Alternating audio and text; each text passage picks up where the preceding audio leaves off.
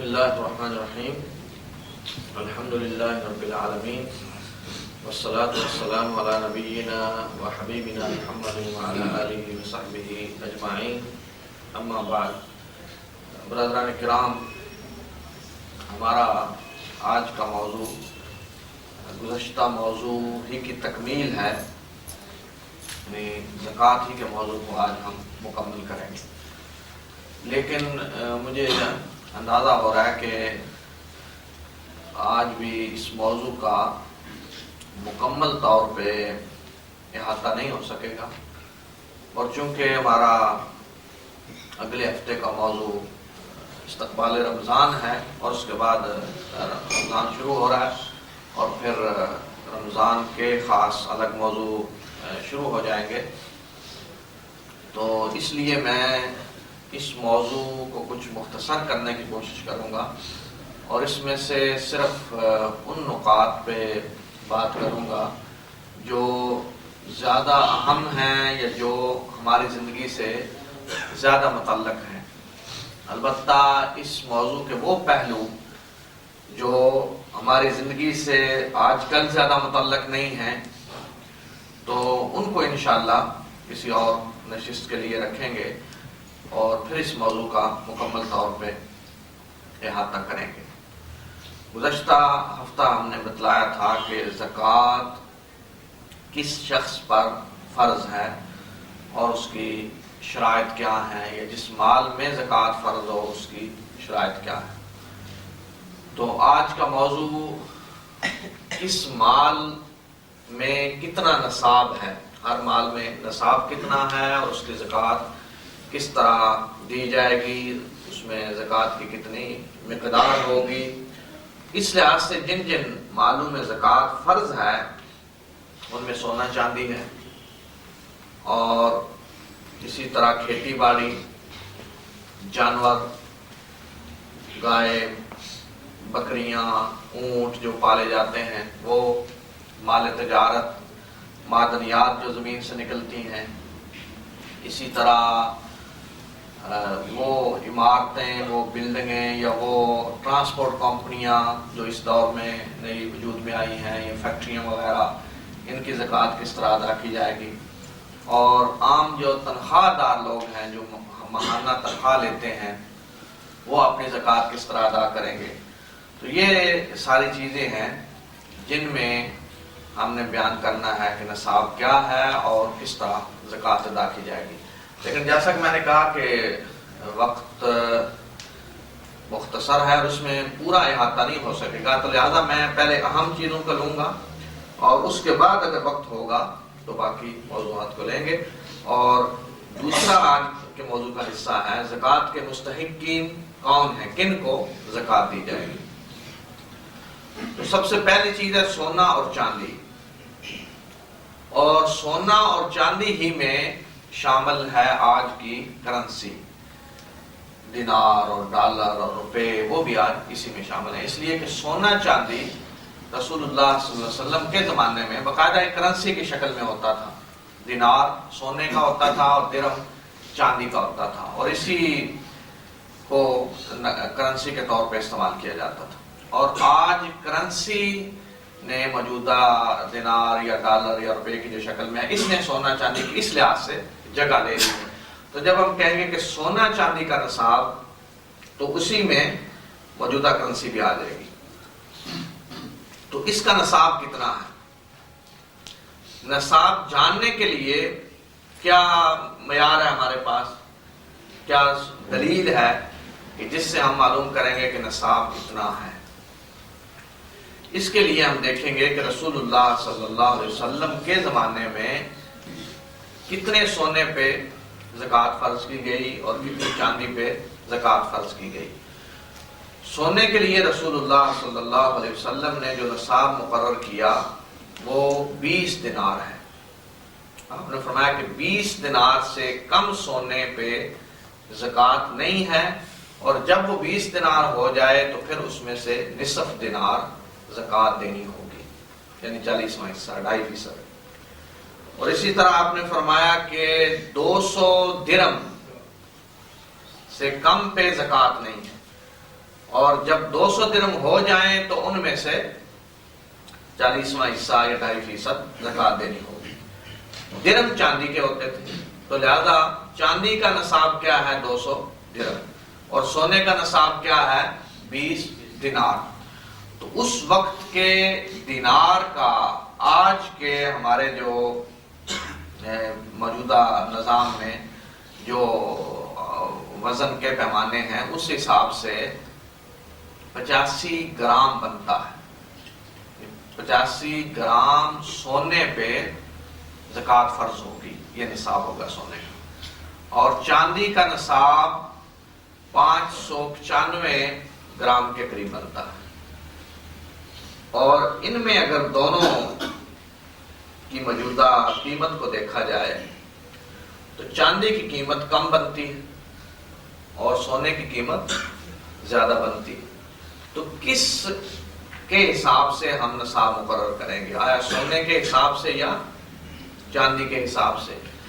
اگر چاندی کے حساب سے کریں تو نصاب کم بنتا ہے، ممکن ہے 200 دینار نصاب بن جائے، 100 دینار نصاب بن جائے۔ اور اگر سونے کے حساب سے کریں تو زیادہ بنے گا، 400 دینار بن سکتا ہے۔ تو کون فیصلہ کرے گا کہ چاندی کے حساب سے نصاب مقرر ہوگا یا سونے کے حساب سے؟ اس لیے فقہاء نے کہا ہے کہ اگر حالات بالکل نارمل ہیں تو پھر بہتر یہی ہے کہ سونے کے حساب سے نصاب مقرر کیا جائے۔ سونے کے حساب سے جب نصاب مقرر کریں گے تو جن لوگوں پہ زکوٰۃ فرض ہوگی ان کی تعداد کم ہو جائے گی۔ جس طرح اگر آپ ٹیکس کے لیے کم از کم حد مقرر کر دیتے ہیں 5000 روپیہ، اور کبھی کر دیتے ہیں مقرر کم از کم 10,000 روپیہ، تو جب 10,000 مقرر کریں گے تو پھر ٹیکس دینے والے کم ہو جائیں گے، اور 5,000 کریں گے تو ٹیکس دینے والوں کی تعداد بڑھ جائے گی۔ تو بالکل اسی طرح اگر چاندی کا نصاب مقرر کریں گے یا یہ فیصلہ کر لیتی ہے حکومت کہ چاندی کے نصاب کے حساب سے زکوٰۃ لی جائے گی تو پھر اس کے لیے مقررہ نصاب کم ہوگا، مثلا 5,000 ہو جائے۔ اور اگر اعلان کیا جاتا ہے کہ سونے کے حساب سے زکوٰۃ لی جائے گی، سونے کے نصاب کے حساب سے، تو پھر 10,000 نصاب ہو جائے گا۔ تو اگر حالات نارمل ہیں تو پھر علماء نے کہا کہ بہتر یہی ہے کہ سونے کا نصاب مقرر کیا جائے۔ اور اگر اس قسم کے حالات ہیں کہ مستحقین زیادہ ہیں، فقیر لوگ زیادہ ہیں، کچھ ہنگامی قسم کی حالت ہے، تو اس حالت میں حکومت یہ اعلان کر سکتی ہے کہ ہم چاندی کے حساب سے زکوٰۃ لیں گے تاکہ زکوٰۃ کی آمدنی زیادہ بڑھ جائے اور فقراء اور مساکین کو زیادہ فائدہ ہو۔ یہ فیصلہ کرنا حکومت کا کام ہے اگر حکومت زکوٰۃ لے رہی ہے۔ اور اگر حکومت زکوٰۃ نہیں لے رہی بلکہ آج جو حالت ہے لوگ خود اپنی زکوٰۃ دے رہے ہیں، تو پھر اس حالت میں لوگ خود فیصلہ کر سکتے ہیں۔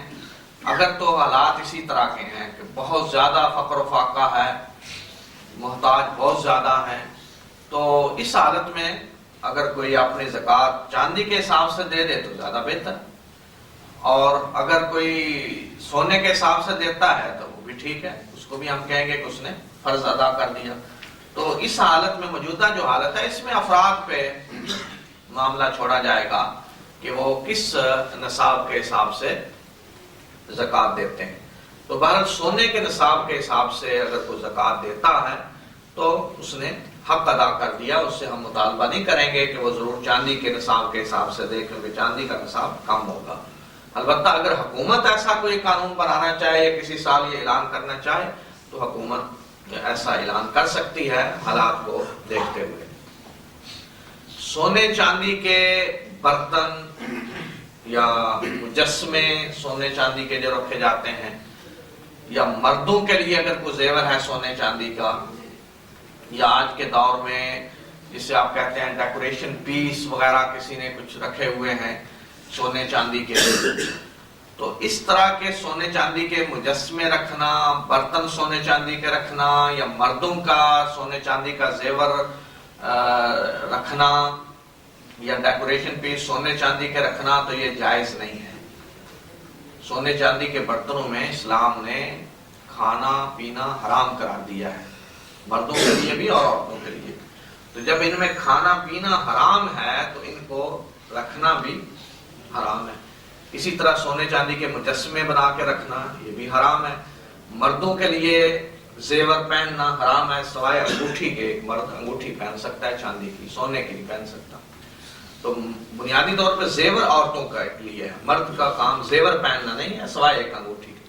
اگر کسی مرد نے زیور بنایا ہوا ہے سونے کا تو اس کے لیے حرام ہے.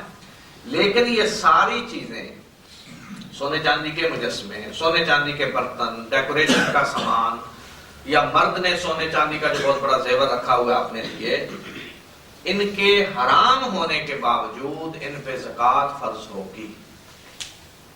یعنی ان کو رکھنا، استعمال کرنا حرام ہے، لیکن اگر کسی کے پاس ہیں تو زکوٰۃ فرض ہوگی، زکوٰۃ ادا کرنی پڑے گی. یعنی زکوٰۃ لی جائے گی اس شخص سے. یہ نہیں کہہ سکتا کہ یہ تو برتن ہے، استعمال کے برتن. عام استعمال کے برتنوں پہ زکوٰۃ نہیں ہے، جیسا کہ ہم بتا چکے ہیں کہ گھر کا جو استعمال کا سامان ہے اس پہ زکوٰۃ نہیں ہے. تو عام برتنوں پہ نہیں ہے. لیکن اگر کسی نے سونے چاندی کے برتن رکھے ہوئے ہیں تو بے شک ان کا استعمال کرنا رکھنا حرام ہے، لیکن اس سے زکوٰۃ وصول کی جائے گی. اور اسی طرح مرد کسی نے اپنے لیے زیور بنا کے رکھ لیا ہے سونے کا تو اس سے زکوٰۃ وصول کی جائے گی. بے شک مرد کے لیے وہ زیور پہننا حرام ہے. آج کے دور میں جو ڈیکوریشن پیس یا اس طرح کی چیزیں بنائی جاتی ہیں سونے چاندی کی، تو آیا ان کی زکوٰۃ وزن کے حساب سے لی جائے گی یا قیمت ان کی لگائی جائے گی؟ بعض ایسی چیزیں ہوتی ہیں کہ ان کا اگر وزن کریں تو وزن تو تھوڑا ہے لیکن قیمت لگائیں تو بہت زیادہ قیمت ہے. ممکن ہے کوئی ایسی چیز خوبصورت سونے کی بنا دی گئی ہو ڈیکوریشن پیس کے طور پہ جس کا وزن اتنا نہیں ہے لیکن قیمت اس کی بہت زیادہ، اس کی بنوائی یا اس کا ڈیزائن جو بنایا گیا ہے یا اس پہ جو کچھ لکھا گیا ہے اس حساب سے اس کی قیمت بہت زیادہ ہے. تو بعض علماء نے کہا ہے اور ان کی رائے یہ بڑی مناسب ہے کہ اس طرح کی چیزوں کی زکوٰۃ وزن کے حساب سے نہیں بلکہ ان کی قیمت کے حساب سے لی جائے. تو ان کی قیمت کتنی ہے، ان کی ویلیو کتنی ہے، اگر انہیں بیچا جائے تو کتنی قیمت ان کی لگے گی، تو پھر اس قیمت کے حساب سے ان کی زکوٰۃ لی جائے گی. تو یہ ہے معاملہ سونے چاندی کا. یعنی کسی کے پاس سونا چاندی ہے یا نقدی ہے، آج کے دور میں پیسے ہیں، ڈالر ہیں، دینار ہیں، تو ان کا حساب بھی پھر اسی طرح ہم لگائیں گے کہ 50 گرام سونے کی جو قیمت ہے اتنے اگر کسی کے پاس دینار ہیں یا روپے ہیں اس قیمت کے، اور وہ اس کی جو بنیادی ضروریات ہیں اس سے زائد ہیں اور اس پہ سال گزر چکا ہے تو اس پہ زکوٰۃ فرض ہوگی. کتنی فرض ہوگی؟ 2.5%. تو سونے چاندی میں اور اسی طرح کرنسی کسی کے پاس ہے خواہ وہ کسی بھی شکل میں ہو، اس میں نصاب سونے کا 85 گرام اور چاندی کا 595 گرام، اور مقدار کتنی فرض ہے؟ 2.5%. 2.5% زکوٰۃ دینی ہوگی.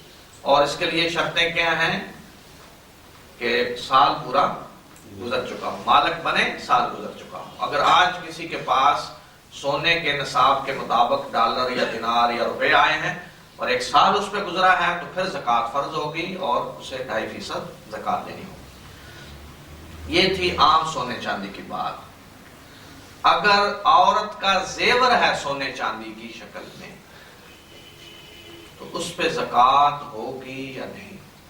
زیور پہ زکوٰۃ، عورت کا زیور. مرد کے لیے میں نے بتا دیا کہ مرد کے لیے زیور حرام ہے، اور اگر وہ پہنتا ہے یا اس نے رکھا ہوا ہے تو اس پہ زکوٰۃ ہوگی، اس میں کوئی اختلاف نہیں.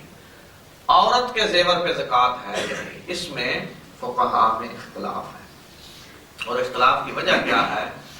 اس بارے میں کوئی واضح حکم رسول اللہ صلی اللہ علیہ وسلم کی طرف سے نہیں ہے. کچھ احادیث ہیں جن سے یہ معلوم ہوتا ہے کہ زکوٰۃ فرض ہے، لیکن وہ اتنی صحیح نہیں ہے یا اس درجے پہ نہیں ہے کہ یقینی طور پہ کہہ دیا جائے کہ فرض ہے اس میں.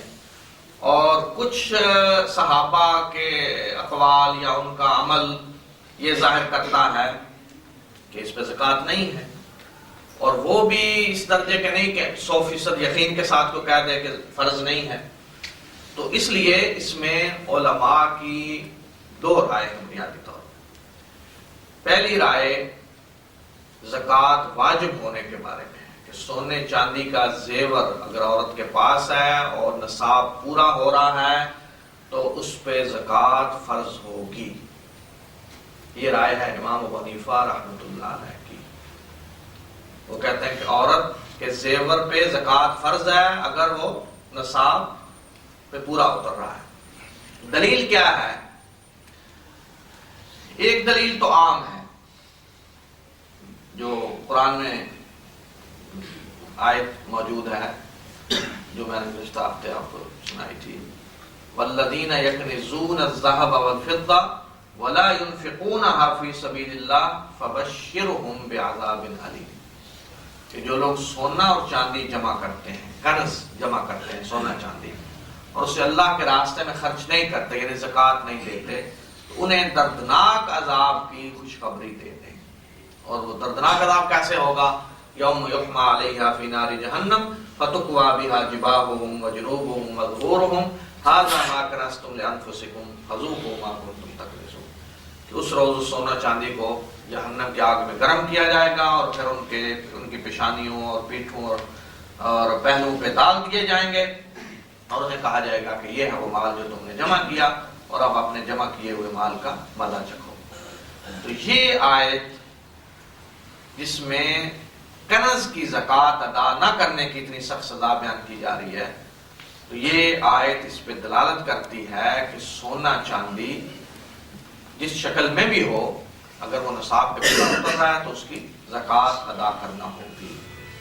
اس لیے امام حنیفہ رحمۃ اللہ علیہ کہتے ہیں کہ عورت کا زیور بھی تو سونے چاندی کا ہے، مال ہے سونا چاندی، اور اگر وہ نصاب پہ پورا اتر رہا ہے تو اس کی زکوٰۃ ادا نہیں کی جائے گی. تو پھر اسی آیت کا حکم وہاں بھی لاگو ہوگا. پہلے ان کی دلیل ہے. دوسری دلیل ایک حدیث ہے، ایک واقعہ. رسول اللہ صلی اللہ علیہ وسلم کے پاس دو عورتیں آئیں، ماں بیٹی، اور انہوں نے بیٹی نے اپنے ہاتھ میں بڑے بڑے دو کنگن پہن رکھے تھے. تو آپ نے پوچھا کہ کیا تم ان کی زکوٰۃ ادا کرتی ہو؟ انہوں نے کہا کہ نہیں. تو آپ نے فرمایا کہ کیا تم پسند کرتی ہو کہ ان کی جگہ تمہیں قیامت کے دن آگ کے کنگن پہنائے جائیں؟ تو انہوں نے اسی وقت وہ کنگن اتارے اور آپ کی طرف پھینک دیے اور عرض کیا کہ اللہ اور اللہ کے رسول کے لیے، یعنی ہم دے رہے ہیں آپ کو بیت المال کے لیے، فقراء مساکین پہ خرچ کر. تو یہ حدیث بھی دلیل ہے اس بات پہ کہ عورت کے زیور پہ زکوٰۃ فرض ہے. یعنی رسول اللہ صلی اللہ علیہ وسلم نے کنگن دیکھے اور آپ نے پوچھا کہ ان کی زکوٰۃ ادا کرتی ہو یا نہیں. اور ایک تیسری روایت یا تیسری دلیل ایک روایت جو حضرت عائشہ رضی اللہ تعالی عنہا کے بارے میں ہے کہ رسول اللہ صلی اللہ علیہ وسلم تشریف لائے تو آپ نے دیکھا کہ حضرت عائشہ نے کچھ انگوٹھیاں پہنی ہوئی ہیں چاندی کی کافی ساری. تو آپ نے پوچھا کہ کیا تم یہ کیا ہے؟ تو حضرت عائشہ نے کہا کہ یہ میں نے زیور پہنا ہوا ہے خوبصورتی کے لیے. تو آپ نے پوچھا کہ کیا ان کی زکوٰۃ ادا کرتی ہو؟ تو حضرت عائشہ نے کہا کہ نہیں. تو آپ نے فرمایا کہ اگر یہ بات ہے تو یہ تمہارے جہنم میں جانے کے لیے کافی ہے. تو یہ ساری جو دلیلیں ہیں ان کو سامنے رکھتے ہوئے امام حنیفہ رحمۃ اللہ علیہ کہتے ہیں کہ عورت کے زیور پہ زکوٰۃ فرض ہے اگر اس میں نصاب پورا ہو رہا ہے. دوسری طرف جمہور فقہا ہیں، جمہور فقہا یعنی امام احمد، امام مالک، امام شافعی، تینوں فقہا ائمہ اربعہ میں سے تین دوسری طرف ہیں. وہ کہتے ہیں کہ عورت کے زیور پہ زکوٰۃ فرض نہیں ہے. دلیل کیا ہے؟ وہ یہ کہتے ہیں کہ کسی بھی چیز پہ زکوٰۃ فرض ہونے کے لیے کوئی دلیل چاہیے. ہم کوئی دلیل ہوگی تو زکوٰۃ فرض کریں گے. تو وہ کہتے ہیں کہ اس کے لیے عورت کے زیور میں زکوٰۃ فرض کرنے کے لیے کوئی ہمارے پاس مضبوط دلیل نہیں ہے. اور جو امام حنیفہ رحمۃ اللہ علیہ کی دلیل ہے کہ یہ مال ہے، تو کہتے ہیں کہ مال تو گھر کے برتن بھی مال ہیں، آدمی جو کپڑے پہنتا ہے وہ بھی مال ہے، لیکن اس پہ زکوٰۃ فرض نہیں ہے اس لیے کہ وہ استعمال کی چیزیں ہیں. گھر کے برتن استعمال کے لیے ہیں، کپڑے استعمال کے لیے ہیں، گھر کا فرنیچر استعمال کے لیے ہے، تو اس پہ زکوٰۃ فرض نہیں ہے. بے شک وہ بھی مال ہے. تو اس لیے وہ کہتے ہیں کہ عورت کا جو زیور ہے وہ بھی استعمال کے لیے ہے، جس طرح عورت کے پاس قیمتی کپڑے ہیں، استعمال کے لیے ان پہ زکوٰۃ نہیں ہے، قیمتی اور گھر کی چیزیں ہیں استعمال کے لیے، ان پہ بھی زکوٰۃ نہیں ہے، فرنیچر قیمتی ہے اس پہ زکوٰۃ نہیں ہے، استعمال کے لیے ہے۔ اسی بنیاد پہ وہ کہتے ہیں کہ یہ زیور بھی عورت کے استعمال کے لیے ہے، وہ استعمال کر رہی ہے، تو اس زیور کو ہم کہیں گے کہ ان کپڑوں کی طرح ہے جو آدمی استعمال کرتا ہے، گھر کے اس سامان کی طرح ہے جسے آدمی استعمال کرتا ہے۔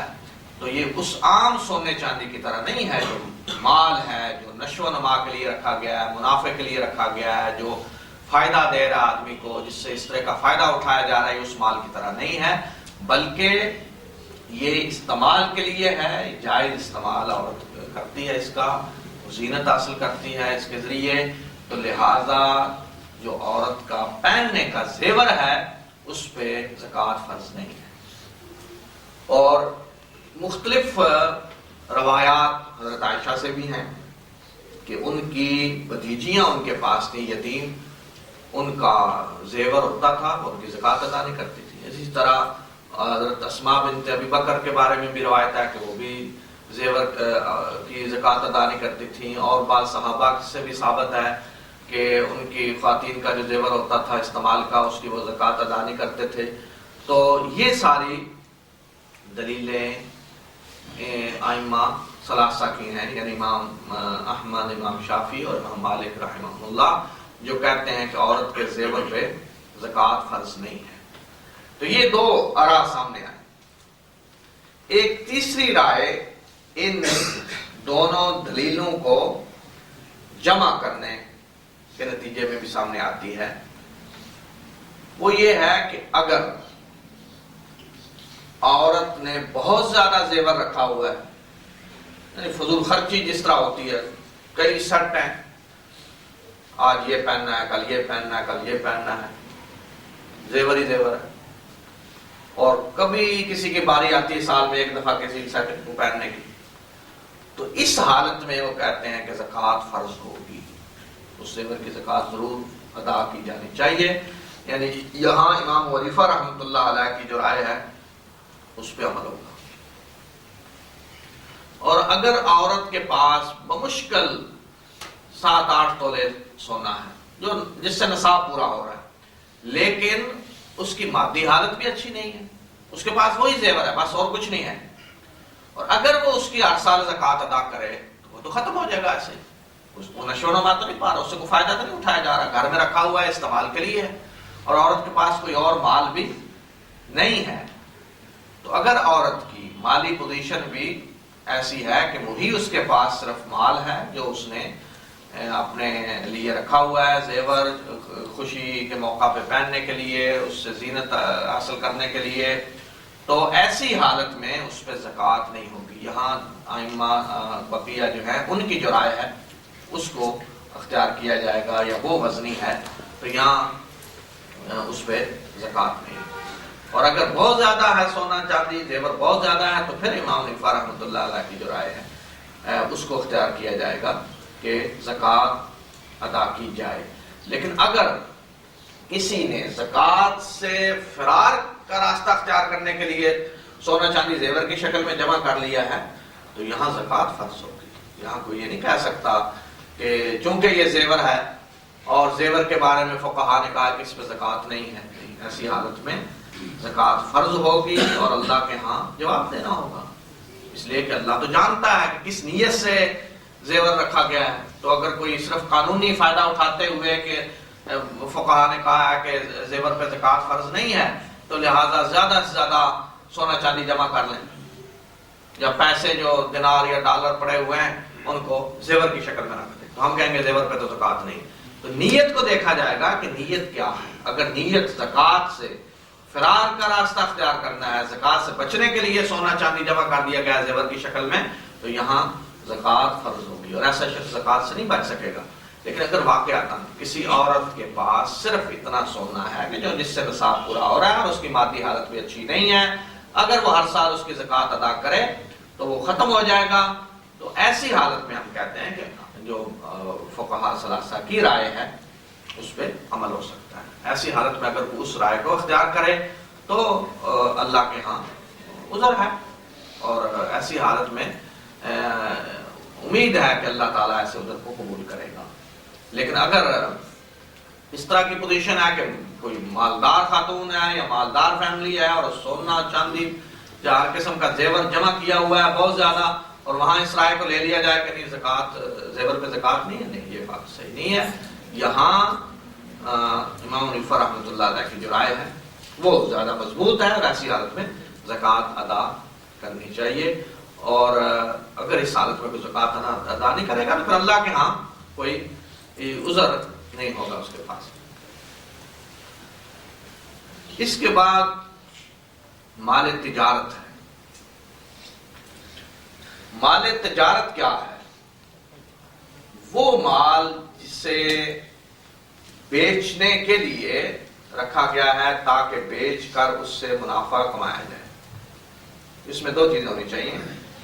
ایک یہ کہ بیچنے کے لیے رکھا گیا ہے، پہلے سے خریدی گئی چیز، نیت کیا ہے اس کو بیچا جائے، اور بیچا جائے باقاعدہ منافع کمانے کے لیے. تاجر جس طرح سامان خرید کے لاتا ہے اس کی نیت کیا ہوتی ہے کہ آگے میں اس کو بیچوں گا، منافع کماؤں گا. تو وہ مال جسے اس نیت سے خریدا گیا ہے کہ اسے بیچ کر اس سے منافع کمایا جائے، وہ مال تجارت ہے. تو مال خواہ کسی بھی قسم کا کوئی بھی مال ہو جسے خریدا گیا ہے اس نیت سے کہ اسے بیچ کر منافع کمایا جائے، خواہ وہ سونا چاندی ہو، خواہ وہ کپڑے ہوں، خواہ وہ بلڈنگ مٹیریل ہو، خواہ وہ لوہا ہو، جو بھی سامان آج کے دور میں آپ کہہ سکتے ہیں. حتیٰ کہ اگر زیور بھی اس طرح کسی نے رکھا ہوا ہے، دکان ہے اس کی، زیورات خریدے ہیں اس نے بیچنے کے لیے، تو یہ مال تجارت شمار ہوگا. کتابیں کسی نے رکھی ہوئی بیچنے کے لیے، مال تجارت ہے. حتیٰ کہ پودے کسی نے رکھے ہوئے بیچنے کے لیے، مال تجارت ہے. تو جو بھی سامان کسی نے رکھا ہوا ہے بیچنے کے لیے تاکہ وہ بیچ کر اس سے منافع حاصل کرے تو وہ مال تجارت ہے. البتہ اگر کسی کی کوئی چیز ذاتی ہے، ذاتی استعمال کے لیے ہے، لیکن کسی وقت وہ بیچ دیتا ہے، دیکھتا ہے کہ مجھے اس سے منافع مل رہا ہے، بیچ دیتا ہے، تو اسے ہم مال تجارت نہیں کہیں گے. مثال کے طور پر کسی کے پاس گاڑی ہے، جب اس نے گاڑی خریدی تو تجارت کے لیے نہیں خریدی تھی کہ میں یہ گاڑی خرید رہا ہوں، میں نے بیچنی ہے، منافع کمانا، نہیں، اس نے استعمال کے لیے خریدی. لیکن بعد میں اچانک کبھی نظر آیا کہ مجھے تو بڑا منافع مل رہا ہے، اگر بیچ دوں، بڑی قیمت لگ رہی ہے اس کی، تو وہ بیچ دیتا ہے اس گاڑی کو. بے شک اس نے منافع کمایا، لیکن اس گاڑی کو ہم مال تجارت نہیں کہیں گے، اس لیے کہ اس نے تجارت کی نیت سے نہیں خریدی تھی. اور اگر کسی نے تجارت کی نیت سے گاڑی خریدی ہوئی ہے اور اس کو ذاتی طور پہ بے شک استعمال کر رہا تو ہم یہ نہیں کہیں گے یہ گاڑی ذاتی استعمال کے لیے ہے. ذاتی استعمال کرنے کے باوجود وہ اصل مال تجارت ہے، کیونکہ اس نے تجارت کے لیے خریدی ہوئی ہے. یا دکان پہ کوئی سامان کسی نے رکھا ہوا ہے تجارت کے لیے اور کبھی وہ اسے استعمال کر لیتا ہے اپنے ذاتی استعمال میں بھی، تو پھر بھی وہ مال تجارت ہی رہے گا. الا یہ کہ اس طرح کے سامان تجارت میں سے کچھ چیز نکال کر باقاعدہ ذاتی استعمال کے لیے اس کو مختص کر دیا جائے. مثلا کسی کے پاس گاڑیاں ہیں، بہت ساری گاڑیوں کا شو روم ہے، تو ان میں سے باقاعدہ وہ کوئی گاڑی اس نیت سے نکال لیتا ہے کہ اب میں نے یہ استعمال کرنی ہے، بیچنی نہیں ہے، تجارت کے لیے یہ نہیں ہے، اپنے ذاتی استعمال کے لیے مختص کر لیتا ہے اس کو، تو وہ گاڑی پھر مال تجارت نہیں رہے گی، وہ ذاتی استعمال کے لیے آ جائے گی. کسی کا فرنیچر کا شو روم ہے، وہ باقاعدہ وہاں سے کچھ فرنیچر گھر لے جاتا ہے ذاتی استعمال کے لیے اس نیت سے کہ اس کو میں نے استعمال کرنا ہے، تو اب وہ فرنیچر مال تجارت نہیں رہے گا، بلکہ وہ ذاتی استعمال کے لیے ہوگا، تو اس پہ زکوٰۃ نہیں ہوگی. اس لیے مال تجارت وہ ہے کہ جس کو خریدا گیا ہو، رکھا گیا ہو کہ اسے بیچ کر اس سے منافع کمایا جائے، نیت بھی ہو اور عملاً بھی آدمی اس سے منافع کمانے کی کوشش کر رہا ہو، یہ ہے مال تجارت. تو مال تجارت پہ زکوٰۃ کب فرض ہوگی؟ جب وہ نصاب پہ پورا اتر رہا. نصاب کون سا ہے؟ یہی سونے چاندی کا نصاب. سونے کا نصاب اگر 400 دینار بنتا ہے تو اگر کسی تاجر کے پاس 400 دینار کا مال تجارت ہو، خواہ وہ کسی بھی شکل میں ہو، تو اس پہ زکوٰۃ فرض ہوگی، بشرطے کہ ایک سال اس کے پاس یہ رہے، اس پہ سال گزر جائے، یعنی سال میں ایک دفعہ اسے زکوٰۃ دینی. مثال کے طور پہ اگر کسی نے اس مہینے شعبان میں کاروبار شروع کیا، اس کے پاس مال تجارت آیا، جو نصاب پہ پورا اتر رہا ہے اور 1 سال اس پہ گزر گیا، تو آئندہ سال شعبان میں اس پہ زکوٰۃ فرض ہو جائے گی۔ تو یہ زکوٰۃ کس طرح دی جائے گی؟ آیا صرف منافع میں سے زکوٰۃ دی جائے گی، یا اصل جو مال ہے، جو کیپٹل ہے، جو سارا مال رکھا ہوا ہے کسی نے، اس پہ زکوٰۃ دی جائے گی؟ یہ زکوٰۃ پورے مال میں سے دی جائے گی۔ جو بھی سامان تجارت کے لیے رکھا گیا ہے اور جو اس سے منافع ہوا ہے سال میں، پورے پہ زکوٰۃ دی جائے گی۔ تو زکوٰۃ کیسے وضع کی جائے؟ کہ جب کوئی تاجر اس طرح زکوٰۃ دینے کا پروگرام بنائے، ارادہ کرے، جب اس کا وقت آ جائے تو وہ پوری دکان کا حساب لگائے کہ میری دکان میں کتنا مال ہے، اور اسی طرح وہ یہ دیکھے کہ نقد کتنا ہے، کیش کتنا ہے اس وقت میرے پاس، میں نے لوگوں سے پیسے لینے کتنے ہیں، جو ملنے والے ہیں آج کل میں کو دے جائے گا، وہ بھی پورا حساب لگائے۔ تو مال تجارت کتنا ہے؟ 1 لاکھ۔ کیش کتنا ہے؟ 50,000۔ لوگوں سے لینے کتنے ہیں؟ 50,000۔ تو کتنا بن گیا؟ 2 لاکھ۔ اب 2 لاکھ میں سے وہ زکوٰۃ ادا کرے گا۔ کتنی ادا کرے گا؟ 2.5% کے حساب سے۔ اور اگر حساب اس نے لگایا کہ اس کا مال 1 لاکھ کا ہے، 50,000 قرض ہے جو اس نے لینا ہے، اور 50,000 کیش ہے، اور 50,000 قرض اس نے دینا ہے، ادائیگی نہیں کرنی، مال خریدا ہوا دینا ہے، تو یہ جو 50,000 اس نے دینا ہے یہ اس میں سے نکال دے گا، گویا کہ وہ زکوٰۃ دے گا کتنی؟ 1.5 لاکھ۔ اس طرح حساب کرے گا تاجر، یعنی اس کے پاس اصل مال کتنا ہے، کیش کتنا ہے، قرض اس نے کتنا کسی سے لینا ہے، وہ سارا جمع کرے گا، اور اگر قرض دینا ہے کسی کا تو اس میں سے نکال دے گا، اور جو کچھ باقی بچے گا اس کی وہ زکوٰۃ ادا کرے گا۔ البتہ شو روم یا دکان کے اندر جو سامان ڈیکوریشن کے لیے لگایا جاتا ہے یا سامان رکھنے لٹکانے کے لیے لگایا جاتا ہے، اس کی زکوٰۃ نہیں ہوگی، وہ اس اصل مال میں شامل نہیں کیا جائے گا۔ مثلا کسی نے الماریاں بنائی ہوئی ہیں شو روم میں بڑی بڑی، وہ الماریاں جو ہیں وہ شامل نہیں ہوں گی اصل قیمت میں زکوٰۃ نکالنے میں، تو ان پہ زکوٰۃ نہیں۔ کسی نے کچھ اسٹینڈ بڑے بڑے رکھے ہوئے ہیں کچھ سامان اوپر رکھنے کے لیے، تو ان کو شمار نہیں کیا جائے گا مال میں۔ مال وہ ہے جو بیچنے کے لیے رکھا گیا ہے، جو دکان کی ڈیکوریشن ہے، دکان میں جو سامان رکھنے کے لیے جو کچھ پڑا ہوا ہے، تو اس کو سامان میں شمار نہیں کیا جائے گا۔ اب کس شکل میں زکوٰۃ ادا کی جائے گی؟ کس شکل میں؟ کیا مطلب کس شکل میں؟ کہ کسی کی دکان ہے کھانے پینے کے سامان کی، آیا وہ کھانے پینے کا سامان زکوٰۃ میں سے اسی میں سے دے دے، یا قیمت اس کی دے، یا کسی کا کپڑوں کی دکان ہے تو آیا وہ کپڑا اتنا دے جتنی زکوٰۃ بن رہی ہے، یا کپڑے کی قیمت دے؟ امام حنیفہ رحمۃ اللہ علیہ کہتے ہیں کہ تاجر کو اختیار ہے، اگر وہ قیمت دینا چاہے تو قیمت دے دے، اگر اصل مال جس کی اس کی دکان ہے، جس کی وہ تجارت کر رہا ہے، اسی مال میں سے اتنا حصہ دینا چاہے تو وہ دے دے، اسے اختیار ہے۔ امام احمد رحمۃ اللہ علیہ اور امام شافعی کہتے ہیں کہ قیمت دینی ضروری ہے، قیمت دے۔ کیوں؟ اس لیے کہ وہ کہتے ہیں کہ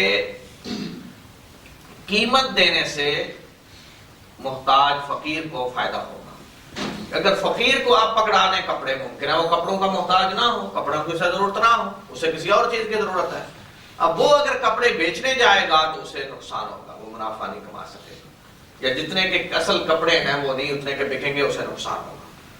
قیمت دی جائے گی تو فقیر مسکین کو فائدہ ہوگا، اور وہ اس قیمت کو جہاں چاہے اپنے ذاتی ضرورت کو پورا کرنے کے لیے استعمال کر سکتا ہے۔ البتہ اگر اس طرح کی کیفیت ہے کہ نظر آ رہا ہے تاجر کو، زکوٰۃ دینے والے کو، کہ جس کو میں نے زکوٰۃ دینی ہے غریب مسکین جو ہے وہ اسی چیز کا محتاج ہے جو میرے پاس ہے، تو پھر کوئی حد نہیں، پھر وہ وہی چیز اس کو دے دے۔ لیکن اگر وہ اس چیز کا محتاج نہیں ہے تو پھر زیادہ بہتر یہی ہے کہ قیمت دے دی جائے اور اس کو پھر چھوڑ دیا جائے زکوٰۃ لینے والے پہ، کہ وہ اپنی ضرورت کے مطابق جہاں چاہے اسے استعمال کرے۔ قیمت کیسے وضع کی جائے گی؟ آیا سامان جب خریدا گیا اس وقت کی قیمت، یا جسے ہم کہتے ہیں مارکیٹ ویلیو جو ہے اس کا حساب ہوگا، تو اس میں مارکیٹ ویلیو کا حساب ہوگا، یا زکوٰۃ ادا کرتے وقت جو قیمت ہے اس کو ملحوظ رکھا جائے گا یا اس کو اہمیت دی جائے گی اور وہی قیمت سمجھی جائے گی کہ جو اس وقت کی قیمت ہے۔ اس لیے اگر ہم کہیں کہ جس قیمت پہ خریدا گیا ہے سامان وہ قیمت لگائی جائے، تو ممکن ہے کہ سامان جب خریدا گیا ہے اس وقت قیمت زیادہ ہو اور ابھی قیمت ڈاؤن ہوگی، قیمت کم ہوگی ہو، تو اس حالت میں تاجر کو نقصان ہوگا، ہم اس سے زیادہ لیں گے۔ اور اگر ہم یہ کہیں کہ قیمت اس وقت کم تھی اور اب زیادہ ہو گئی ہے، تو اس حالت میں فقیر اور محتاج کی جو مصلحت ہے اس کو بھی نقصان پہنچ سکتا ہے۔ تو اس لیے فقہاء نے کہا کہ زیادہ بہتر شکل یہی ہے کہ جو اس وقت کی قیمت ہے جب زکوٰۃ لی جا رہی ہے تو اس وقت جتنی قیمت بنتی ہے وہ قیمت لی جائے۔ مال تجارت ہی میں شمار ہوں گے وہ مکانات جو تجارت کے لیے خریدے گئے ہیں، وہ پلاٹ جو تجارت کے لیے خریدے گئے ہیں، وہ سامان تجارت میں شمار ہوں گے۔ اگر کسی نے کوئی مکان خریدا ہے کہ میں نے اس سے منافع کمانا ہے، بیچنا ہے، آج خریدا ہے کل بیچ دینا ہے، پلاٹ خریدا ہے میں نے منافع کما کر اسے بیچنا ہے، تو وہ پلاٹ اور وہ مکان مال تجارت شمار ہوگا۔ تو لہذا اس کی زکوٰۃ کس طرح ادا کرنی ہوگی؟ پوری جتنی اس کی مالیت ہے مارکیٹ ویلیو کے حساب سے اتنی مالیت میں سے زکوٰۃ ادا کرنی ہوگی۔ لیکن اگر کسی نے مکان خریدا ہے رہنے کے لیے اور بعد میں کبھی اس نے سوچا میں بیچ دیتا ہوں اور بیچ کر کوئی اور خرید لیتا ہوں، تو یہ مکان مال تجارت نہیں ہوگا، یہ اس کا ذاتی مکان ہوگا۔ یا کسی نے پلاٹ خریدا ہے کہ میں اس پہ اپنے لیے مکان بناؤں گا، نیت یہی تھی، بعد میں اس نے دیکھا کہ یہاں مکان بنانا مناسب نہیں ہے، میں کسی دوسری جگہ مکان بنا لیتا ہوں، اور وہ پلاٹ بیچ کر دوسری جگہ پلاٹ لے لیتا ہے اپنا ذاتی مکان ہی بنانے کے لیے، اس پلاٹ کو ہم مال تجارت نہیں کہیں گے۔ لیکن اگر خریدتے وقت نیت یہ تھی کہ میں نے اس پلاٹ کو خریدا ہے تاکہ اس کو بیچ کر منافع کماؤں، مکان خریدا ہے تاکہ اس کو بیچوں اور اس سے منافع کماؤں، تو اس کو ہم کہیں گے کہ یہ مال تجارت ہے اور اس پہ زکوٰۃ ادا کی جائے گی، اصل جتنی قیمت ہے اس پہ زکوٰۃ ادا کی جائے گی۔ تو یہ ہے مال تجارت کی زکوٰۃ اور یہ اس کی شرطیں ہیں۔ معدنیات کی زکوٰۃ، جو چیزیں زمین سے نکلتی ہیں، مثال کے طور پہ کوئی کہیں زمین میں ہل چلا رہا تھا، پرانی پڑی ہوئی کہیں زمین نیچے خزانہ نکلا ہے، اس نے سونا چاندی دفن کیا ہوا تھا جیسے پرانے وقتوں میں لوگ دفن کر دیتے تھے، اب اچانک اس نے دیکھا کہ سونے کے پرانے سکے یا سونے اور چاندی کے زیور یا سونا چاندی نیچے سے نکل آیا ہے، اب وہ کافی مقدار میں ہے، تو ایسے شخص پہ زکوٰۃ فرض ہوگی، اس پہ زکوٰۃ فرض ہوگی۔ کتنی فرض ہوگی؟ 20% خمس دینا پڑے گا اسے ایک ہی دفعہ، جب اس نے نکالا ہے تو وہ زکوٰۃ ادا کرے، اور یہ اس کا ہے، جس کو ملا ہے اس کا ہے، الا یہ کہ ایسی جگہ سے ملے کہ جو جگہ آباد ہے، جہاں کوئی گاؤں ہے، کوئی قریب جگہ ہے ایسی کہ جہاں امکان یہ ہے کہ یہ کسی آدمی کا ہوگا، تو ایسی حالت میں اس شخص کو اعلان کرنا پڑے گا، بتانا پڑے گا کہ مجھے کوئی چیز ملی ہے، جس کی ہو وہ بتائے، نشانی وغیرہ، تو جس کی ہے اس کو دے دے۔ لیکن اگر ایسی جگہ سے کوئی ایسا مال ملا ہے کہ جو کوئی جگہ چھوڑی ہوئی یا پرانی، کوئی اس کا مالک نہیں ہے، اور یا جس طرح تباہ شدہ شہر اور بستیاں ہوتی ہیں، پرانے لوگ کہیں رہتے تھے وہاں، اب کوئی نہیں وہاں، تو اس طرح کی حالت میں اگر کسی کو کوئی چیز ملی ہے تو وہ اسی وقت اس کی زکوٰۃ ادا کرے، خمس ادا کرے، یعنی 20%، اور وہ اس کا حق ہے، وہ اس کے لیے حلال ہے اسے رکھے۔ کھیتی باڑی میں کیا ہے زکوٰۃ؟ کھیتی کی جو آمدن ہے، جو پیداوار ہے، اس میں زکوٰۃ ہوگی۔ اصل زمین کی جو مالیت ہے اس میں سے زکوٰۃ نہیں ہے، جو اصل پیداوار ہے اس میں زکوٰۃ ہوگی۔ قرآن میں اللہ تعالیٰ نے فرمایا ہے وَآتُوا حَقَّهُ يَوْمَ حَصَادِهِ، کہ اس کا حق ادا کرو، یعنی کھیتی کا کس روز؟ جس روز اسے کاٹتے ہو، کاٹنے کے دن، جب فصل کاٹی جائے گی، جب پھل اتارے جائیں گے کسی باغ کے، تو اسی وقت اس کی زکوٰۃ ادا کرنی ہوگی۔ تو زکوٰۃ کتنی ادا کرنی ہوگی؟ اس میں 2 نصاب ہیں، ایک ہے جسے ہم کہتے ہیں عشر، یعنی 10واں حصہ، اور ایک ہے نصف العشر یعنی 5واں حصہ، 5واں حصہ اور 10واں حصہ، یعنی یہ 10% اور 5%، 5واں حصہ نہیں بلکہ 10% اور 5%۔ تو 10% کب ادا کرنی ہوگی اور 5% کب ادا کرنی ہوگی؟ اگر زمین ایسی ہے جو خود بخود بارش کے پانی سے سیراب ہو رہی ہے، آدمی نے کوئی اس میں محنت نہیں کی، فصل بیجی اور اس کے بعد بارش سے سیراب ہوئی اور کاٹ لی، تو ایسی زمین میں سے عشر دینا ہوگا یعنی 10%۔ اور اگر خود اس کو پانی دیا گیا ہے، ٹیوب ویل سے پانی دیا گیا ہے یا کنویں سے پانی دیا گیا ہے، تو ایسی حالت میں نصف العشر ہوگا یعنی 5% زکوٰۃ ہوگی۔ آیا اس کے لیے کوئی نصاب ہے؟ جس طرح سونے چاندی کا ایک نصاب ہے، 50 گرام سونا ہو تو پھر زکوٰۃ فرض ہوگی، اسی طرح زمین کی پیداوار کا بھی کوئی نصاب ہے۔ امام ابو حنیفہ رحمۃ اللہ علیہ کہتے ہیں کہ زمین کی پیداوار کا کوئی نصاب نہیں، جتنی بھی پیداوار ہو، تھوڑی ہو زیادہ ہو، اس میں سے زکوٰۃ دینی ہوگی، عشر دینا ہوگا۔ باقی فقہا کہتے ہیں کہ نہیں، اس کا نصاب ہے، اور اس کی دلیل حدیث ہے جس میں رسول اللہ صلی اللہ علیہ وسلم نے فرمایا کہ 5 اوسق سے کم پہ زکوٰۃ نہیں ہے۔ اور 5 اوسق کتنے بنتے ہیں؟ اس وقت کے پیمانے تھے، جیسے ہمارے کہتے ہیں نا 1 بوری، 2 بوری، بوریاں، اس طرح اس وقت کا پیمانہ۔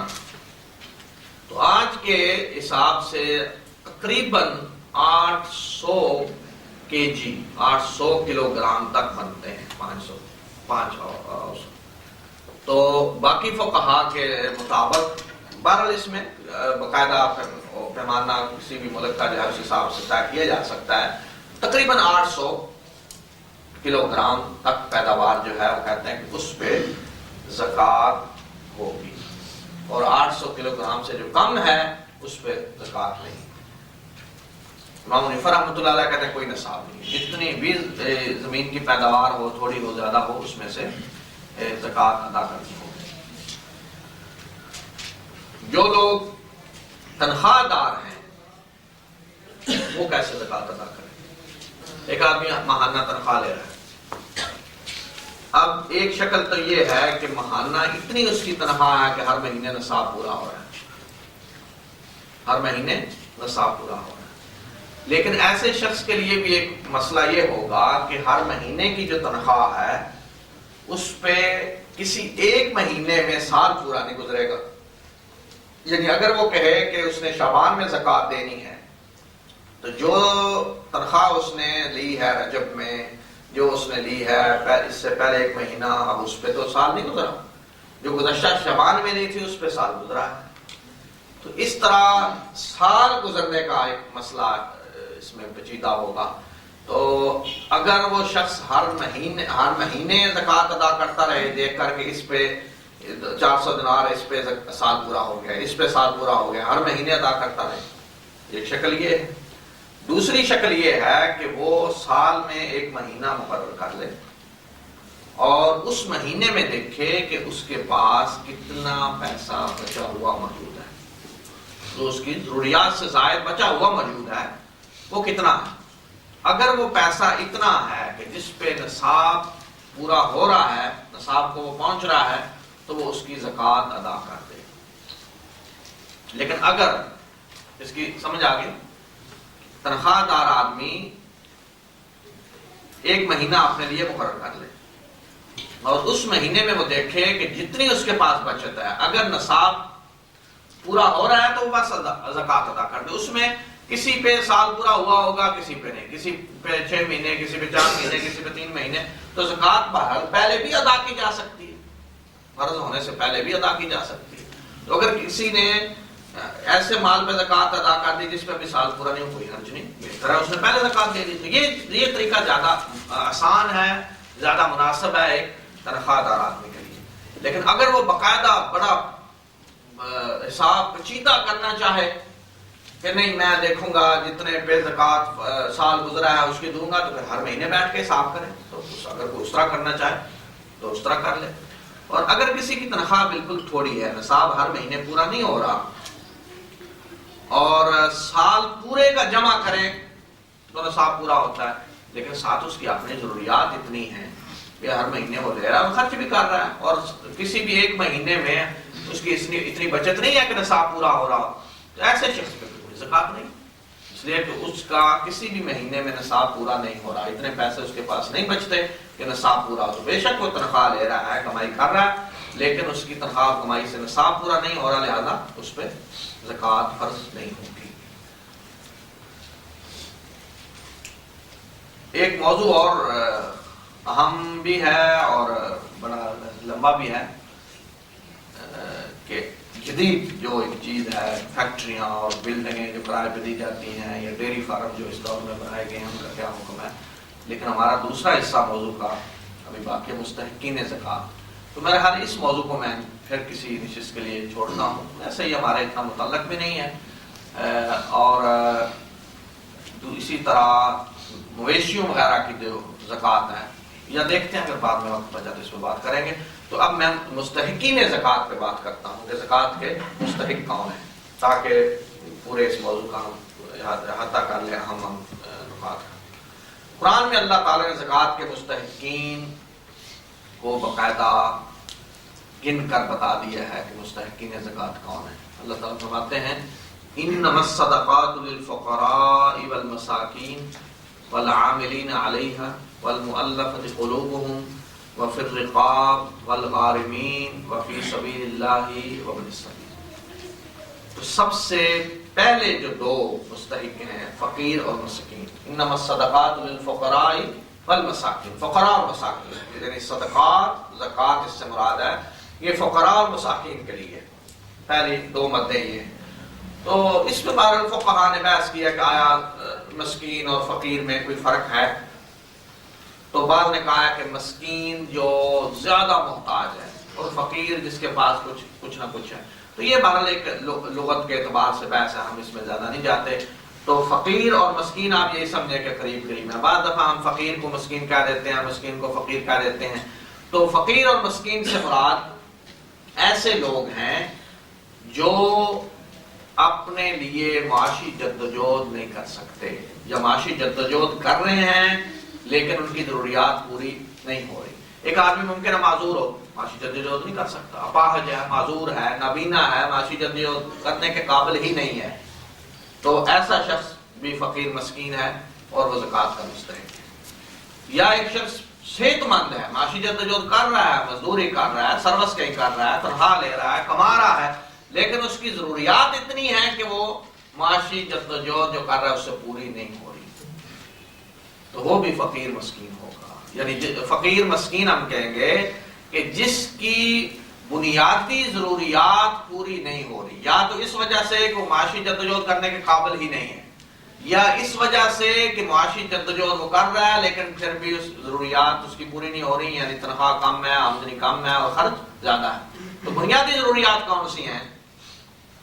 کھانا پینا، پہننا، رہائش، یہ بنیادی ضروریات ہیں. کھانے پینے کے لیے اس کے پاس ہو، لباس پہننے کے لیے لباس ہو، اسی طرح رہنے کے لیے مکان. یہ تین بنیادی ضرورتیں ہیں. اور اس دور میں آپ علاج کو بھی اس میں شامل کر سکتے ہیں.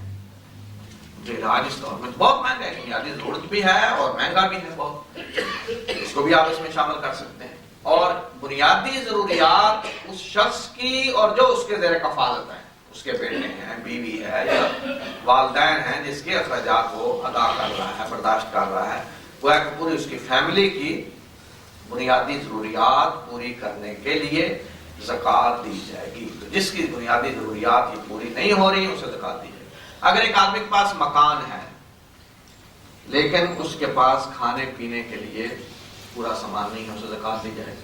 کھانے پینے کا سامان ہے لیکن کپڑوں کی اسے ضرورت ہے اور وہ اپنی آمدنی سے نہیں خرید سکتا تو اسے زکات دی جائے گی، کپڑے خریدے. اسی طرح اگر کسی آدمی کے پاس کھانے پینے کی ضروریات بھی ہیں، پہننے کی ضروریات بھی ہیں، لیکن مکان نہیں ہے اس کے پاس، رہائشی مکان نہیں ہے، تو اسے زکات دی جائے گی کہ یا تو وہ مکان بنا لے. اگر اس قدر زکات ہے ہم کسی کو مکان بنا دیں تو یہ زیادہ بہتر ہے، مکان اسے بنا دیا جائے. اور اگر مکان بنانا تو ممکن نہیں ہے لیکن اس کی فوری ضروریات پوری کرنے کے لیے اسے زکات دی جائے تاکہ وہ کرائے پہ مکان لے لے تو پھر کرائے پہ مکان لینے کے لیے اسے زکوٰۃ دی جائے گی، اس کی مدد کی جائے گی۔ اور اگر کسی کی یہ ساری ضروریات پوری ہو رہی ہیں لیکن علاج کے لیے اسے فوراً ضرورت پڑ گئی ہے کہ اس کی مدد کی جائے زکوٰۃ سے، بیمار ہے، اس کے بیٹے بیمار ہیں، بیوی بیمار ہے، لیکن اس کے پاس علاج کے پیسے نہیں ہیں، اگر وہ علاج پہ خرچ کرے تو باقی اس کی ضروریات پوری نہیں ہوتی، تو ایسے شخص کو علاج کے لیے بھی زکوٰۃ دی جائے گی۔ بلکہ اس دور میں ایک اور بنیادی ضرورت بھی ہم شامل کر سکتے ہیں، تعلیم۔ اگر کسی کو تعلیم کے لیے ضرورت ہے، ایک تو بھارت تعلیم ہے، بڑی اعلیٰ مہنگی تعلیم، اعلیٰ درجے کی آپ کہیں کچھ، لیکن جو بالکل ضروری تعلیم ہے ایک شخص کے لیے تاکہ وہ اتنا کچھ علم حاصل کر سکے کہ جس سے دنیاوی لحاظ سے کچھ اپنے لیے کما سکے، یا دنیاوی لحاظ سے وہ ایک اچھا انسان بن سکے، معاشرے کا اچھا شہری بن سکے، تو ایسی تعلیم کے لیے بھی کسی کو زکوٰۃ دی جائے گی تاکہ وہ تعلیم حاصل کرے اگر وہ اپنے وسائل سے تعلیم حاصل نہیں کر سکتا۔ تو یہ بنیادی ضروریات کا معاملہ ہے۔ بنیادی ضروریات میں ہر ملک اور ہر معاشرے کے حساب سے کوئی ہم ایک مقرر کر سکتے ہیں چیز۔ بعض معاشروں میں بعض چیزیں بنیادی ضرورت سمجھی جائیں گی اور وہی چیزیں کسی دوسرے معاشرے میں سامان تعیش سمجھی جائیں گی۔ مثال کے طور پہ یہاں اس معاشرے میں کسی کے پاس اے سی ہونا، فریج ہونا بنیادی ضروریات، لیکن اکثریت کے پاس ہے، کوئی آدمی نہیں جس کے پاس اے سی نہ ہو۔ اے سی کے بغیر اس طرح پھر پورے ماحول میں جب یہ چیز موجود ہو تو جس کے پاس نہیں ہے وہ سمجھا جائے کہ بہت ہی محتاج ہے، بہت ہی غریب ہے۔ تو اگر یہاں کسی کے پاس اے سی نہیں ہے تو ہم اسے کہیں گے کہ یہ جو اس کی بنیادی ضرورت ہے اسے خرید کر دیں، زکوٰۃ میں سے اس کی مدد کریں۔ فریج نہیں ہے، زکوٰۃ میں سے اس کی مدد کریں کہ فریج خریدے، یہ بنیادی ضرورت سمجھی جائے گی۔ لیکن پاکستان ہندوستان میں جو حالت ہے یا باقی ملکوں میں، وہاں کسی کو اے سی کے لیے نہیں تو زکوٰۃ دیں گے کہ اے سی خریدے، یا کسی کو ہم فریج کے لیے نہیں زکوٰۃ دیں گے کہ فریج خریدے۔ تو اس طرح ہر معاشرے میں دیکھا جائے گا کہ لوگوں کا معیار زندگی کیا ہے، اس معیار زندگی کے مطابق ہم کچھ چیزیں بنیادی ضروریات میں شامل کر سکتے ہیں اور کچھ چیزوں کو ہم بنیادی ضروریات سے نکال سکتے ہیں کہ یہ بنیادی ضروریات نہیں بلکہ یہ سامان تعیش ہے۔ مثال کے طور پہ اگر کسی معاشرے میں لوگوں کی ساری باقی ضروریات پوری ہو گئی ہیں، ہر آدمی کے پاس مکان ہے، ہر آدمی کے پاس کھانے پینے کا، کپڑے، ساری ضروریات پوری ہیں، اور کوئی ایک چیز رہ گئی، گاڑی نہیں ہے کسی کے پاس، سب کے پاس گاڑیاں ہیں، چند لوگ ہیں جن کے پاس گاڑیاں نہیں ہیں، تو وہاں ہم انہیں کھاتے ہیں گاڑی خریدیں، لیکن باقی ضروریات ان کی پوری ہیں، سب لوگوں کی پوری ہیں، پورے معاشرے میں ہر ایک کے پاس گاڑی ہے، تو اسے زکوٰۃ دی جائے گی، گاڑی خرید لے۔ یا اسی طرح ہمارے معاشرے میں پاک و ہند میں کوئی آدمی ایسی جگہ سروس کر رہا ہے یا ایسی جگہ اس کا کام ہے کہ پیدل جانا اس کے لیے مشکل ہے، اور وہاں بہرحال وہ جہاں جا رہا ہے وہاں اس کا پہنچنا ضروری ہے تاکہ وہ اپنی روزی کما سکے، تو وہاں ہم یہ کہہ سکتے ہیں کہ سائیکل اس کی بنیادی ضرورت ہے، سائیکل خرید کر دیا جائے مال زکوٰۃ میں سے تاکہ وہ سفر کر سکے اس پہ اور اپنی بنیادی روزی کما سکے جو اس کے بغیر نہیں کما سکتا۔ یا اگر معاشرہ کافی ترقی کر چکا ہے، ہر ایک کے پاس موٹر سائیکل ہے، تو یہ بھی ہم کہہ سکتے ہیں موٹر سائیکل اسے خرید دیا جائے تاکہ وہ اپنے لیے معاشی جدوجہد کر سکے۔ تو اس طرح سامان تعیش کیا ہے اور بنیادی ضروریات کیا ہیں، یہ ہر سوسائٹی میں اس کو دیکھا جائے گا کہ معیار زندگی لوگوں کا کیا ہے۔ یہ ہے فقیر اور مسکین کا معاملہ۔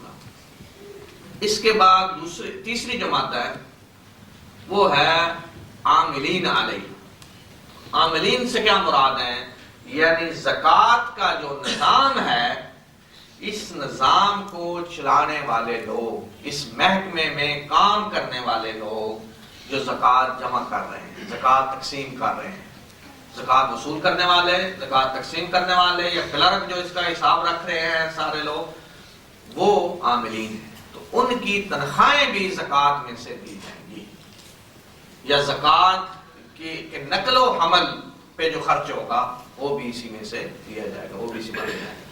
گویا کہ آپ کہہ سکتے ہیں کہ زکوٰۃ کا پورا شعبہ، زکوٰۃ کا محکمہ، اس کو چلانے کے لیے جن اخراجات کی ضرورت ہے، جو بنیادی اس کی ضروریات ہیں، جتنے لوگوں کی ضرورت ہے وہ کام کریں، ان کی تنخواہیں، سارا کچھ، یہ بھی زکوٰۃ کی ایک مد ہے، اس میں بھی زکوٰۃ خرچ کی جائے گی۔ اور چوتھی مد ہے والمؤلفۃ قلوبہم، تالیف قلب۔ تالیف قلب کا کیا مطلب ہے؟ کہ کسی کے دل کو موہ لینا، کسی کو اپنے قریب کرنا، کہ اس کے دل میں آپ کے لیے ہمدردی پیدا ہو، محبت پیدا ہو، آپ کا خیر خواہ بن جائے، یہ مطلب ہے تالیف قلب کا۔ تو تالیف قلب کی جو مد ہے، اس مد میں زکوٰۃ مسلمان اور غیر مسلم دونوں کو دی جا سکتی ہے۔ یہ مد ہے کہ جس میں غیر مسلم کو بھی زکوٰۃ دی جا سکتی ہے۔ رسول اللہ صلی اللہ علیہ وسلم کے زمانے میں اس مد میں سے زکوٰۃ کن لوگوں کو دی جاتی تھی؟ کہ وہ لوگ جن کے بارے میں یہ سمجھا جاتا تھا کہ اگر زکوٰۃ کی مد سے ان کی مدد کی جائے تو یہ اسلام کے قریب ہو جائیں گے، زیادہ امکان ہے کہ یہ اسلام قبول کر لیں گے، تو زکوٰۃ کی مد میں سے انہیں ان کی مدد کی جاتی ہے، تالیف قلب کی مد میں سے۔ یا اسی مد میں وہ لوگ آئیں گے جنہوں مسلم ہیں، انہوں نے اسلام قبول کیا ہے، تو ہم ان کی زکوٰۃ سے مدد کریں تاکہ وہ اور زیادہ مضبوط ہو جائیں، اسلام سے اور زیادہ قریب آ جائیں، تو یہاں تو مالی مدد بھی ہو رہی ہے، تو یہ چیز انہیں اسلام پہ زیادہ ثابت ختم کر دے، انہیں اسلام کے قریب لے آئے۔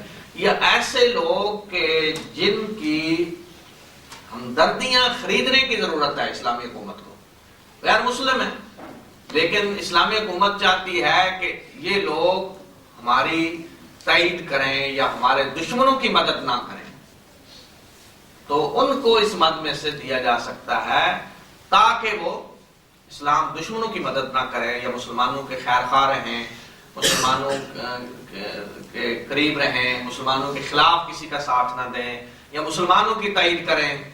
تالیف قلب کی یہ مد ہے۔ کیا یہ مد ختم ہو چکی ہے یا موجود ہے؟ یہ سوال اس لیے پیدا ہوا کہ حضرت ابو بکر رضی اللہ تعالیٰ عنہ کے دور میں ایک واقعہ پیش آیا کہ کچھ لوگ حضرت ابو بکر کے پاس آئے جنہیں اس مد میں سے دیا جاتا تھا۔ رسول اللہ صلی اللہ علیہ وسلم کے زمانے میں انہیں زکوٰۃ دی جاتی تھی اس مد میں سے، غیر مسلم انہیں زکوٰۃ دی جاتی ہے، یا آپ کہیں کہ جو قریب تھے یا نو مسلم تھے، اس طرح کی حالت۔ تو حضرت ابو بکر صدیق نے حسب معمول انہیں کچھ دے دیا۔ وہ حضرت عمر رضی اللہ تعالیٰ عنہ کے پاس گئے تصدیق کرانے کے لیے، زمین انہیں دے دی گئی کچھ، انہوں نے کہا حضرت تصدیق کروا لیں، پکی ہو جائے۔ حضرت عمر کے پاس گئے تو حضرت عمر نے وہ پیپر پھاڑ دیا، پکڑ کر پھاڑ دیا، اور ساتھ یہ فرمایا کہ اب اسلام طاقتور ہو چکا ہے، اب ہمیں تمہاری کوئی ضرورت نہیں، صحیح طرح مسلمان بن کے رہنا ہے تو رہو، نہیں تو جو کچھ کرنا جا کے کرو، ہمیں کوئی پرواہ نہیں۔ پہلے جس مقصد کے لیے تمہیں دیا جاتا تھا اب اس کی ہمیں ضرورت نہیں۔ وہ حضرت ابو بکر کے پاس گئے اور جا کر بتلایا کہ دیکھیں حضرت عمر نے تو یہ کیا، بلکہ انہوں نے ساتھ یہ بھی کہا کہ خلیفہ آپ ہیں یا عمر ہیں؟ آپ نے لکھ کر دیا اور عمر نے پھاڑ دیا، خلیفہ آپ ہیں یا عمر ہیں؟ تو حضرت ابو بکر خاموش رہے، انہوں نے کچھ نہیں کہا، تو معاملہ ختم، کچھ نہیں ملا انہیں۔ اس واقعے کی بنیاد پہ فقہاء کی ایک رائے یہ ہے کہ یہ مد ختم ہو چکی ہے، اسلام اب غالب ہو گیا۔ حضرت عمر نے جو فیصلہ کیا اس پہ تقریباً متفق ہو گئے سارے صحابہ، سب نے تائید کی، نہ حضرت ابو بکر نے اس کی مخالفت کی نہ کسی اور صحابی نے، تو گویا کہ صحابہ کا اتفاق ہو گیا اس بات پہ کہ اب یہ مد ختم ہو چکی، اور اس کے بعد اس مد میں سے کسی کو نہیں دیا گیا۔ تو لہذا وہ کہتے ہیں کہ یہ مد اب ختم ہے، یہ اس وقت خاص وقت جو رسول اللہ صلی اللہ علیہ وسلم کے زمانے میں تھا اس کے لیے تھی، اب ختم ہو چکی۔ دوسری رائے ہے کہ نہیں، یہ ختم نہیں ہوئی، بلکہ اگر اس طرح کے حالات پیدا ہوں جو اس وقت حالات تھے تو اس مد میں خرچ کیا جا سکتا ہے، اور یہ رائے زیادہ صحیح ہے، یہ صحیح ہے۔ حضرت عمر کا فیصلہ صحیح تھا اس وقت اسلام اتنا اس قدر غالب ہو چکا تھا کہ اب ان لوگوں کی اس طرح ضرورت نہیں تھی، ٹھیک ہے۔ لیکن اگر اس طرح کے حالات پھر پیدا ہوں کہ اسلام کمزور ہے اور کچھ ایسے لوگوں کی ہمدردیاں خریدنے کی ضرورت ہے کہ جو اسلام کو نقصان پہنچا سکتے ہیں اور ان کی مدد کی جائے کہ ذرا خاموش رہیں یا کافروں کی کم از کم تائید نہ کریں، تو ایسی حالت میں اس مد میں سے ایسے لوگوں کی مدد کی جا سکتی ہے۔ اور پھر اس دور میں بعض علماء نے اس کو بحث کرتے ہوئے بڑی اچھی باتیں لکھی ہیں۔ انہوں نے کہا کہ اس دور میں یہ مد اس طرح صرف کی جا سکتی ہے کہ کچھ ایسے صحافی جو غیر مسلم ہیں، اچھے لکھنے والے غیر مسلم ہیں، اس مد میں سے ان کی مدد کی جائے تاکہ وہ اسلام کے حق میں لکھیں، یا کم از کم اسلام کی مخالفت میں نہ لکھیں، اس مد میں سے ان کی مدد کی جائے۔ ایسے صحافی کو اس کا بڑا اثر پڑتا ہے۔ ایک صحافی جو معروف صحافی ہے، کسی معروف جریدے میں لکھنے والا، وہ اگر اسلام کے حق میں کوئی کالم لکھ دے، مضمون لکھ دے، تو اس کا بڑا اثر پڑتا ہے، یا کسی اور ہمارے دشمن کے خلاف لکھ دے تو بڑا اثر پڑتا ہے، یا اس طرح کے اور لوگ جو اس طرح کے معروف لوگ ہوں کسی معاشرے میں، حتیٰ کہ سیاسی لیڈر کسی جگہ، بہرحال میں ابھی سیاست پر گفتگو نہیں کر رہا اس لیے میں اس میں زیادہ نہیں جانا چاہتا، یعنی اگر کسی ملک کی، حتیٰ کہ غیر مسلم ملک ہے، اس کے اسمبلی ممبران ہے اور آپ چاہتے ہیں کہ اسمبلی میں آپ کی تائید کریں، اپنے ہاں کوئی بل پاس ہونا ہے اس میں تائید کریں مسلمانوں کی، یا وہ بل مسلمانوں کے خلاف پاس ہونا ہے اس کی مخالفت کروانی ہے ان سے، تو اس مد میں ان کی مدد کی جا سکتی ہے۔ موجودہ دور میں فقہا نے جو نئی شکلیں اس کی بیان کی، اس میں انہوں نے یہ اس طرح کی چیزیں رکھی ہیں، تو اس لیے ہم کہیں گے کہ یہ مد بالکل ختم نہیں ہوئی، بالکل ختم نہیں ہوئی، لیکن حالات اگر اس طرح کے پیش آئیں تو اس مد سے فائدہ اٹھایا جا سکتا ہے۔ تو یہ ایک مد ہے، تعریف مد۔ 4 5ویں مد ہے غارمین فی الرقاب، گردنیں آزاد کرانے۔ گردنیں آزاد کرانے کا کیا مطلب ہے؟ غلامی سے لوگوں کو نجات دلانا۔ جو اس وقت لوگ غلام تھے انہیں غلامی سے نجات دلانا، زکوٰۃ کے ذریعے ان کی مدد کی جائے تاکہ وہ غلامی سے نجات حاصل کریں۔ تو اس سے آپ یہ بھی اندازہ لگائیں کہ اسلام نے لوگوں کو غلامی سے نجات دلانے کو کتنی اہمیت دی، کہ باقاعدہ زکوٰۃ کے مدوں میں سے ایک باقاعدہ مد اس کے لیے رکھی کہ لوگوں کو غلامی سے نجات دلائی جائے۔ اس دور میں غلام تو نہیں ہے، البتہ ایک اجتہادی رائے بعض علماء کی یہ ہے کہ اگر کہیں ایسے لوگ ہوں کہ جو قرض کے بوجھ تلے اس قدر دبے ہوئے ہیں کہ قرض کی وجہ سے غلامی جیسی ان کی حالت ہو گئی ہے، تو اس مد میں سے ہی یہی سمجھ کر کہ ان کی گردن کو آزاد کرانا ہے، ان کی مدد کی جا سکتی ہے۔ بعض علاقوں میں یہ چیز موجود ہے، اور تاکہ ہمارے یہاں میرا خیال ہے پاک و ہند میں ایسی شکلیں موجود ہیں کہ ایک آدمی ممکن ہے کسی بڑے زمیندار سے اس نے قرض لیا ہوا اور اس قرض کی وجہ سے وہ ہمیشہ اس کو رکھ رہا ہے، تو تم کہیں جا نہیں سکتے، اور اس سے کام لے رہا ہے، غلام کی طرح اسے رکھا ہوا ہے، اس لیے اس نے قرض دینا ہے۔ تو اس طرح کے جو لوگ ہیں وہ بے شک اس شکل میں تو غلام نہیں ہے، ہم کہیں کہ وہ اس طرح غلام ہے، لیکن قرض کے بوجھ تلے وہ اس قدر کر چکے ہیں کہ ان کی حالت عملی طور پہ اسی طرح کی ہوگی۔ تو اس مد میں سے ایسے لوگوں کی بھی مدد کی جا سکتی ہے۔ اس کے بعد ہے غارمین۔ غارمین کون ہیں؟ جن پہ کوئی چٹی پڑ گئی ہے۔ ایک آدمی ویسے فقیر نہیں ہے، کوئی چٹی پڑ گئی ہے، اس پہ جرمانہ ہو گیا ایسا اسے کوئی، آج کے دور میں آپ یہ کہیں کہ کسی سے کوئی ایکسیڈنٹ ایسا ہوا ہے کہ اسے جرمانہ ادا کرنا پڑا ہے اس کا، یا اور کوئی ایسی غلطی ہوئی کہ ایسا جرمانہ اس پہ عائد ہو گیا ہے کہ اب اس کے جو وسائل ہیں ان سے وہ ادا نہیں کر سکتا، ویسے وہ فقیر نہیں ہے، اپنی ضروریات اس کی پوری ہو رہی تھی، لیکن کوئی ایسا حادثہ ہوا یا اس پہ کوئی جرمانہ ادا کر دیا گیا۔ اسی مد میں وہ لوگ بھی آ سکتے ہیں کہ جن کو بعض دفعہ سزا اس طرح دی جاتی ہے کہ مثال کے طور پہ 2 سال قید اور 10,000 جرمانہ، اور اگر 10,000 جرمانہ ادا نہیں کریں گے تو سال اور قید۔ ایسے لوگ جو ہیں ان کا جرمانہ ادا کر دیا جائے تاکہ وہ قید سے نجات حاصل کریں، بشرطے کہ وہ توبہ کر چکے ہوں، اپنی اصلاح چاہتے ہوں۔ لیکن اس طرح کے اگر ڈاکو ہیں، پتہ انہیں باہر جا کے اور ڈاکے ڈالنے ہیں، تو پھر انہیں اس کی مدد کی جائے گی کہ انہیں آزاد کرائیں گے تاکہ باہر جا کے ڈاکے ڈالیں۔ لیکن اگر کوئی آدمی غلطی اس نے کی، غلطی ہوگی، اس کے بعد اسے جیل میں سزا ہوگی اور اب وہ تائب ہو گیا ہے، اپنی اصلاح چاہتا ہے، تو اس کی اس طرح مدد کی جا سکتی ہے کہ اگر جرمانہ ہے اس پہ تو جرمانہ کی عدم ادائیگی کی شکل میں مزید اسے قید بھگتنی ہوگی، تو اس کی مدد کی جا سکتی ہے تاکہ آپ وہ قید سے نجات حاصل کر لیں۔ تو یہ نئی شکلیں اس میں شامل ہو سکتی ہیں۔ اور اس کے بعد 7ویں جو مد ہے بڑی وسعت رکھنے والی ہے، وفی سبیل اللہ، اللہ کے راستے میں۔ اللہ کے راستے میں سب سے بنیادی اور اہم چیز تو جہاد ہے۔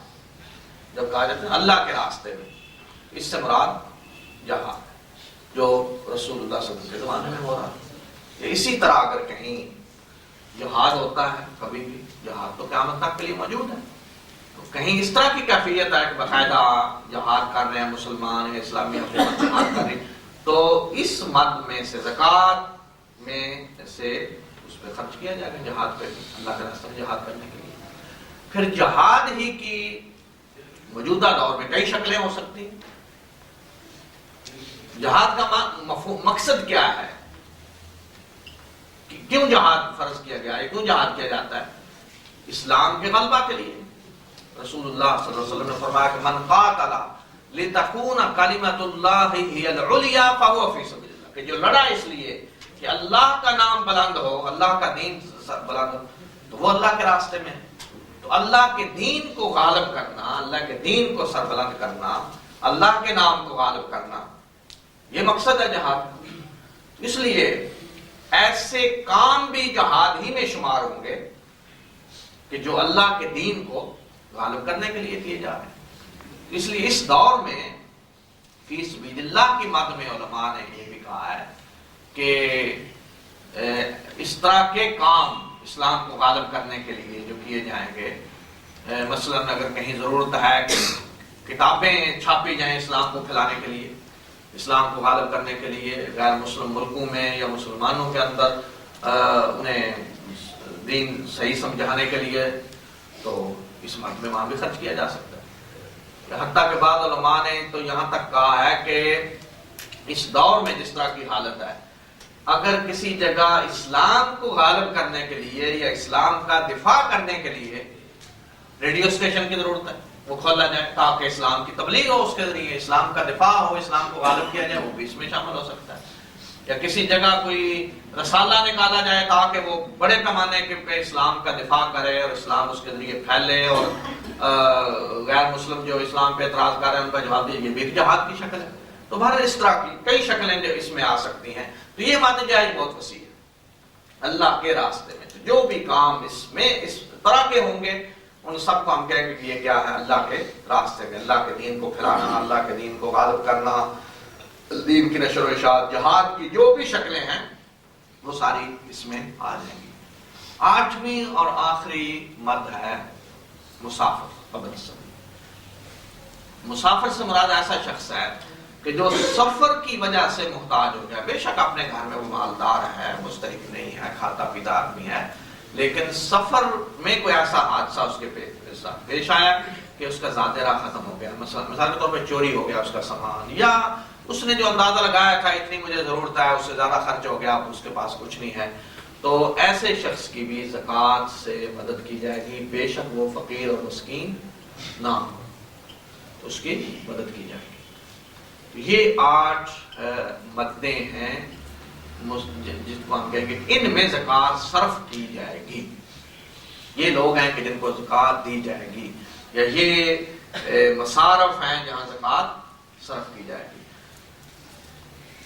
تو یہ اہم باتیں تھیں اس موضوع سے متعلق جو میں نے بتائیں۔ البتہ اس موضوع کا میں خود سمجھتا ہوں کہ پوری طرح احاطہ نہیں ہو سکا، یعنی یہی مثلاً جو مادہ ہے اس کے پورے 2 لیکچر اس پہ ہو سکتے ہیں، مستحقین، اگر قانونی پہلو سارے اس میں ہم بیان کریں اور سارا، لیکن بہرحال اس سے زیادہ وقت اب نہیں دیا جا سکتا کیونکہ اگلا ہفتے کا پروگرام دوسرا ہے اور پھر رمضان شروع ہو رہا ہے۔ تو انشاءاللہ رمضان کے بعد جو البلاغ کے پروگرام شروع ہوں گے ان میں ہم کوشش کریں گے کہ اس موضوع کے جو پہلو رہ گئے ہیں انشاءاللہ پھر ان پہ مزید روشنی ڈالیں گے اور ان کو بھی انشاءاللہ اس کے ساتھ شامل کر دیں گے۔ اور اب میں اس کے لیے وقت دیتا ہوں سوالات کے لیے، اس موضوع سے متعلق جو سوالات آپ کر سکتے ہیں۔ آخر دعوانا الحمدللہ رب العالمین۔ اور ساتھ ہی یہ اعلان بھی ہے کہ اگلا جو موضوع ہے وہ استقبال رمضان ہے۔ جس طرح کہ ہر سال ہم یہ پروگرام کرتے ہیں رمضان سے پہلے کہ رمضان کیسے گزارا جائے، کیونکہ رمضان ایک ایسا مہینہ ہے کہ جو مغفرت اور رحمت کا مہینہ ہے، برکتوں کا مہینہ ہے، تو اس کے لیے پہلے سے ہم تیاری کریں، ذہنی طور پہ تیار ہوں اور سوچیں کہ ہم نے اس مہینے سے کیا حاصل کرنا ہے، کس طرح گزارنا ہے، کیا کیا ہم اس سے فائدے اٹھا سکتے ہیں۔ تو ایک محدود وقت ہے جو ہمیں مل رہا ہے زیادہ سے زیادہ کمانے کے لیے، زیادہ سے زیادہ نیکیاں حاصل کرنے کے لیے اور اپنے آپ کو تبدیل کرنے کے لیے، اللہ کے قریب کرنے کے لیے. تو اس لیے ہم ہر سال یہ پروگرام رکھتے ہیں کہ ہم رمضان کیسے گزاریں، استقبال رمضان. اس دفعہ کا یہ پروگرام انشاءاللہ آئندہ جمعرات کو ہوگا، اور اس میں اسی موضوع پہ ہم گفتگو کریں گے کہ رمضان کیسے گزارا جائے اور رمضان سے ہم کیا استفادہ کر سکتے ہیں.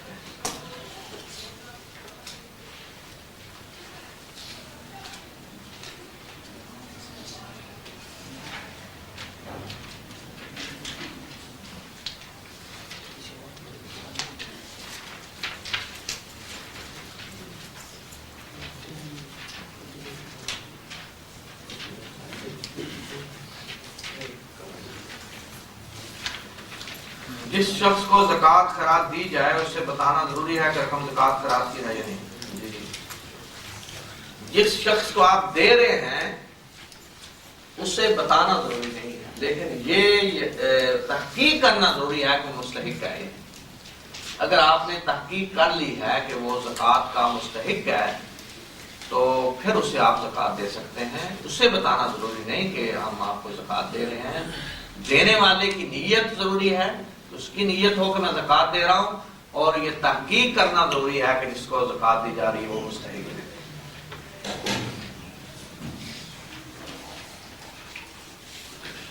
مارکیٹ ویلیو سے مراد قیمت خرید یا قیمت فروخت؟ نہ قیمت خرید ہے نہ قیمت فروخت. ممکن ہے کہ فروخت کرنے کے وقت آدمی کو کہیں زیادہ منافع مل جائے، بلکہ ہم کہیں گے اس وقت جیسے ہم کہیں گے نا کہ ایک آدمی کی اگر دکان ہے کپڑوں کی، تو جس وقت زکوٰۃ وضع کی جائے گی اس وقت اس کپڑے کی کتنی قیمت ہے. ممکن ہے جب مہینے بعد وہ بیچے تو بیچتے وقت قیمت بڑھ چکی ہو، تو اس وقت جتنی قیمت ہوگی وہ قیمت لگائی جائے گی، نہ خریدنے کے وقت نہ بیچنے کے وقت. بیچنے وقت ممکن ہے اسے زیادہ مل جائے یا کچھ کم بھی ہو جائے، زیادہ منافع بھی مل سکتا ہے. یا آپ یہ بھی کہہ سکتے ہیں کہ تھوک کے حساب سے جو قیمت ہوگی وہ دیکھی جائے گی، تھوک کے حساب سے کیا قیمت ہے. باقی پرچون بیچتے وقت زیادہ منافع بھی ہو جاتا ہے. ایسا پلاٹ جو اپنے لیے نہیں بلکہ اولاد کے لیے خریدا ہے. اولاد کے لیے کیوں خریدا؟ اگر تو تجارت کے لیے خریدا ہے کہ بیچا جائے اور اولاد کے لیے وہ محفوظ رہے تو پھر تو سامان تجارت ہے. اور اگر اس لیے خریدا ہے کہ اپنے لیے مکان بنایا جائے یا بیٹوں کو مکان بنا کر دے دیا جائے تو وہ ہر مکان بنانا ہے، رہائش کے لیے ہے، تو اس کو ہم کہیں گے کہ یہ پلاٹ تجارتی نہیں. اگر ایک شخص کے پاس کچھ رقم 6 ماہ یا 8 ماہ سے جمع ہے، کیا اس کو اس رقم پر زکوٰۃ دینی پڑے گی یا 1 سال پورا ہونے پر زکوٰۃ ادا کرنی؟ میں نے کہا کہ بہتر یہ ہے کہ تنخواہ دار لوگ اپنے لیے ایک مہینہ مقرر کریں اور اس مہینے میں دیکھیں جتنی ان کی بچت ہے. اگر وہ بچت نصاب پہ پوری اتر رہی ہے، نصاب پورا ہو رہا ہے، تو پھر وہ اس کی زکوٰۃ دے دیں. اور اگر نصاب پورا نہیں ہو رہا تو پھر ان پہ زکوٰۃ فرض نہیں ہے. اور اگر 2 مہینے 3 مہینے بعد پھر نصاب پورا ہو جاتا ہے تو دے دیں زکوٰۃ.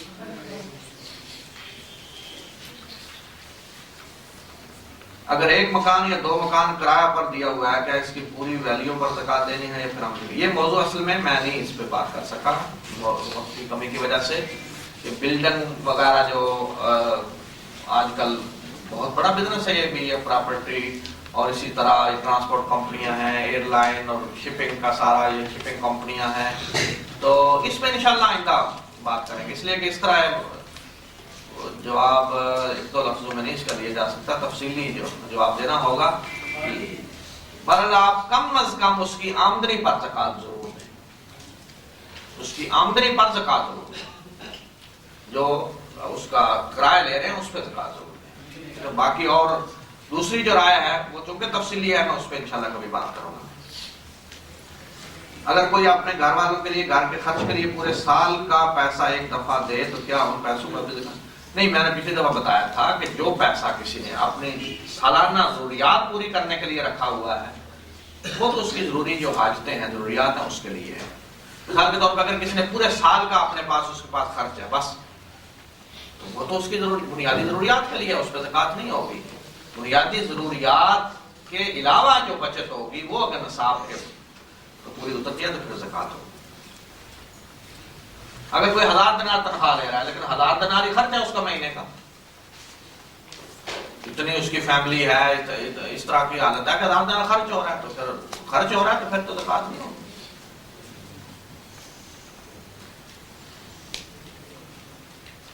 یہ بھی سوال اسی کے بارے میں، دکان کرائے پہ ہے تو اس کی زکوٰۃ، تو اس میں دکان کے کرائے پہ زکوٰۃ آپ ادا کریں۔ کرایہ جو ہے، جو آپ سالانہ لے رہے ہیں، اس پہ زکوٰۃ ضرور ادا کریں۔ ایک ہی گھر میں اگر بیوی کے پاس 7 تولے سونا ہے اور 5 تولے بیٹی کے پاس ہے جو کہ غیر شادی شدہ ہے، تو اس کی زکوٰۃ دونوں کے زیور جمع کرنے پر 12 تولے پر زکوٰۃ دینی ہوگی یا نہیں؟ بہرحال میں نے جس طرح بتایا کہ اگر حالت، مادی حالت اتنی اچھی نہیں ہے اور اس طرح زینت کے لیے، شادی خوشی پہ پہننے کے لیے اتنا کچھ سونا ہے، بیٹی کے پاس ہے، ماں کے پاس ہے، تو پھر ہم کہیں گے کہ جو رائے ہے کہ زکوٰۃ نہیں ہے زیور پہ، اس رائے پہ عمل کریں۔ اور اگر حالت مادی اچھی ہے یا بہت زیادہ ہے تو پھر دوسری رائے پہ عمل کریں۔ بہرحال اس دور میں بھی کچھ علماء نے، امام حنیفہ رحمۃ اللہ علیہ کی رائے کو ترجیح دی ہے، وہ کہتے ہیں کہ زیور پہ زکوٰۃ ضرور ادا کرنی چاہیے، اور کچھ نے باقی فقہا کی رائے کو ترجیح دی ہے۔ میں ویسے خود سمجھتا ہوں کہ اس دور میں چونکہ حکومت تو زکوٰۃ نہیں وصول کر لی، لوگوں کے اپنے اوپر ہے، وہ دینا چاہیں تو دیں، اگر وہ نہیں دینا چاہتا تو کوئی زبردستی تو نہیں کرتا، خود بخود لوگ رضاکارانہ طور پہ دیتے ہیں۔ تو اس حالت میں اگر کسی عورت کی حالت واقعتاً ایسی ہے کہ مثال کے طور پر 7 تولے اس کے پاس سونا ہے اور کچھ نہیں ہے، کوئی آمدنی ہے، کچھ نہیں ہے، اس کا خاوند بھی ایسا ہے کہ گزارا ہوا ہے، اب اگر اس سے ہر سال زکوٰۃ لی جائے، وہ سونا تو استعمال کے لیے پڑا، وہ بڑھ تو نہیں رہا، اس سے منافع نہیں اسے مل رہا، وہ تو ختم ہو جائے گا آہستہ آہستہ کچھ سالوں میں۔ اس لیے زکوٰۃ کی جو حکمتیں ہیں، جو مقاصد ہیں، تو اس کے مطابق اس حالت میں جو باقی فقہاء ہیں ان کی رائے زیادہ بہتر معلوم ہوتی ہے۔ لیکن اگر اس طرح کی حالت ہے کہ عورت مالدار ہے، ذرائع آمدنی اور بھی ہیں، اور بہت زیادہ اس کے پاس پیسہ بھی ہے، سب کچھ ہے، اس حالت میں زیادہ بہتر یہ ہے کہ ایسی عورت زیور کی زکوٰۃ ادا کرے۔ اگر عورت کے پاس سونا 7.5 تولہ سے کم ہے اور چاندی بھی 52 تولہ سے کم ہے تو زکوٰۃ کا نصاب کیا ہوگا؟ اگر تو سونا بھی ہے اور چاندی بھی ہے تو پھر تو دیکھا جائے گا کہ ان کی ویلیو کیا ہے۔ اگر ویلیو ساری کے حساب سے نصاب بنتا ہے تو بنا لیں، لیکن وہی اس معاملے میں اسی چیز کو سامنے رکھیں جو 2 آراء میں نے بتائی ہیں فقہاء کی۔ جیسا کہ تجارت کے بارے میں بتایا گیا کہ اس طرح اگر کسی کی پرچون کی دکان ہے جس میں روزانہ مال آتا ہے یا جاتا بھی ہے تو اس صورت میں زکوٰۃ کا نصاب کس طرح نکالا جائے گا؟ 1 مہینہ ہو، اگر تو اس کی دکان میں مال اتنا ہے کہ نصاب پورا ہو رہا ہے تو پھر 1 مہینہ وہ مقرر کرے اور اس مہینے میں پورا اپنا حساب کرے کہ اس کی دکان میں مال کتنا ہے، جیسے میں نے بتایا پہلے بھی، اس کی مال کتنا ہے اور اس کے پاس کیش کتنا ہے، اس نے ادھار کتنا لوگوں سے لینا ہے جس کے ملنے کی امید ہے، سارا جمع کر کے اس کی زکوٰۃ بے شک پرچون کی۔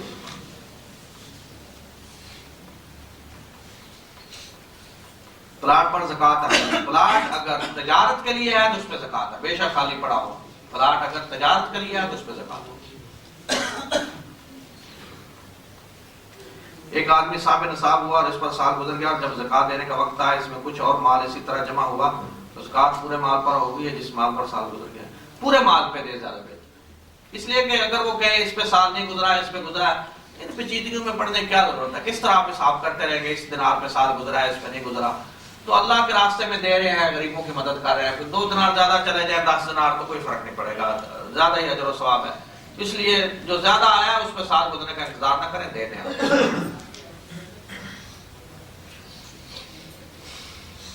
زمین کی کس قسم کی فصل پر زکوٰۃ ہے؟ مثلا گھاس وغیرہ تو نہیں، جو باقاعدہ آمدنی والی فصل ہے اس پہ ہوگی۔ میں نے گزشتہ ہفتے میں بتلایا تھا کہ کچھ فقہاء نے تو جیسے امام حنیفہ رحمۃ اللہ علیہ کہتے ہیں کہ ہر قسم کی چیزیں، حتیٰ کہ سبزیاں وغیرہ جو ہیں ان پہ بھی زکوٰۃ ہے۔ کچھ فقہاء نے کہا کہ ان چیزوں پہ زکوٰۃ ہوگی جو باقاعدہ ذخیرہ کی جاتی ہیں، جیسے گندم ہے، جو ہے، کھجوریں ہیں، جو سٹور کی جاتی ہیں، سال باقاعدہ لوگ محفوظ کر کے رکھ لیتے ہیں گھروں میں، صرف ان پہ زکوٰۃ نہیں۔ جو گندم سے پوچھ نکلتا ہے نہیں، صرف گندم۔ فرض کریں کسی کی اشیاء خرد و نوش کی دکان ہے، اشیاء خرد و نوش سال بھر پڑی رہنے سے تو خراب ہو جائیں گی، لہذا اس کا نصاب نہیں. اشیاء خرد و نوش تو آتی رہتی ہیں، بکتی رہتی ہیں، تو اس کا میں نے جیسے کہا اسی طرح سال میں ایک مہینہ وہ دیکھے، اس میں جتنا کچھ ہے اس کی زکات دے. کسی نے اگر کوئی دکان خریدی ہے کہ بحرین سے واپس پاکستان جا کر خود اس دکان میں کوئی کاروبار کروں گا یا اس دکان کو بیچ دوں گا، یہ فرمائیں کہ اس دکان جو کہ خالی ہے پر زکات فرض ہوگی، یعنی فی الحال یہ دکان کرایہ پر دی گئی.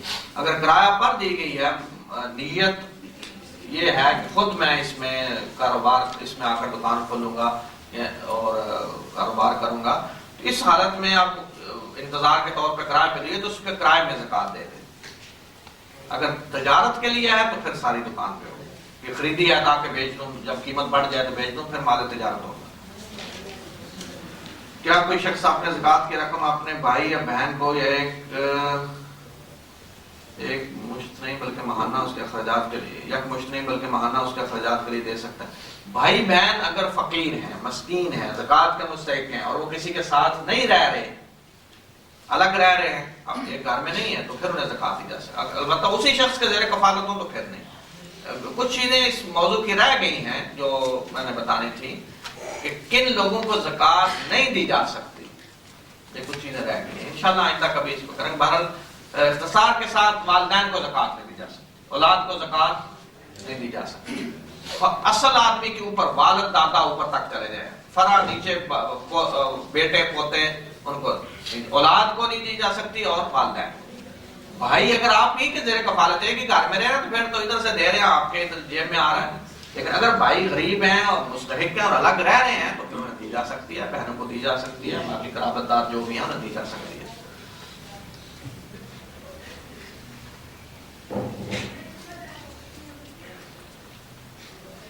اب ٹائم کم ہے، بہرحال کچھ سوال رہ جائیں گے، میں دیکھتا ہوں جو زیادہ اہم ہیں یا جو پہلے گزر چکے ہیں ان کو چھوڑ دیتے ہیں. آپ نے فرمایا کہ ہر ماہ تنخواہ دار یہ حساب کرے کہ وہ نصاب کو پہنچتا ہے نہیں. میں نے یہ نہیں کہا ہر ماہ وہ حساب کرے نصاب کو پہنچتا ہے، نہیں، میں نے کہا کہ تنخواہ دار آدمی ایک مہینہ مقرر کر لے، اس مہینے میں دیکھے کہ اگر اس کی بچت جو اس مہینے میں ہے، ہر سال ایک مہینے میں دیکھ لے، اگر اس کی بچت اتنی ہے جس سے نصاب پورا ہو رہا ہے تو پھر وہ زکات دے دے. کسی کے پاس بچت سال میں 400 دینار ہے یا اس سے اوپر ہے، 500 دینار ہے، 1000 دینار ہے، 2000 دینار، اس کی زکات دے دے.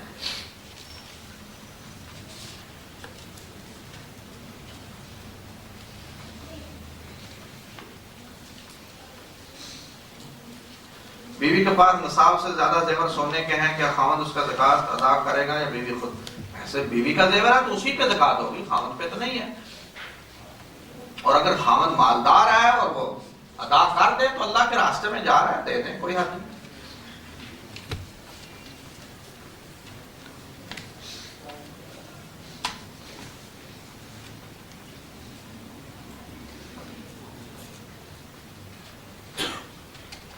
موجودہ دور میں حکومت تمام رعایا سے مختلف قسم کے ٹیکس وصول کر رہی ہے، جبکہ حکومت اس ٹیکس کو غریب عوام کو بھی مختلف خیراتی طور پر دیتے ہیں، تو پھر ٹیکس تو نہ ہوا. زکوٰۃ کا نظام حکومت بھی وصول کرتی ہے، بینکوں سے پھر کس طرح دیں؟ ٹیکس الگ ہے، زکوٰۃ الگ ہے. ٹیکس حکومت لیتی ہے ان خدمات سروسز کے بدلے میں جو حکومت اس دور میں مہیا کر رہی ہے لوگوں کو. زکوٰۃ الگ ہے. زکوٰۃ کے بارے میں ہم کہیں گے کہ یہ فقراء کا حق ہے، یہ جو مدیں بیان کی ہیں، اغنیاء سے، مالداروں سے لی جائے گی زکوٰۃ، ان مدوں میں دی جائے گی. تو اگر کوئی حکومت ٹیکس لے رہی ہے تو یہاں ہم یہ کہیں گے کہ زکوٰۃ نہیں لی جا سکتی. زکوٰۃ الگ ہے، ٹیکس الگ ہے. اگر بینک کسی کی زکوٰۃ کاٹتا ہے، بینک باقاعدہ کاٹ رہا ہے حکومت کی طرف سے، تو اگر انہوں نے کاٹ لی ہے تو ہو جائے گی آپ کی زکوٰۃ. اب وہ انہوں نے کس طرح اس کو تقسیم کیا، اگر غلط طریقے سے کیا تو یہ ذمہ داری ان کی ہے.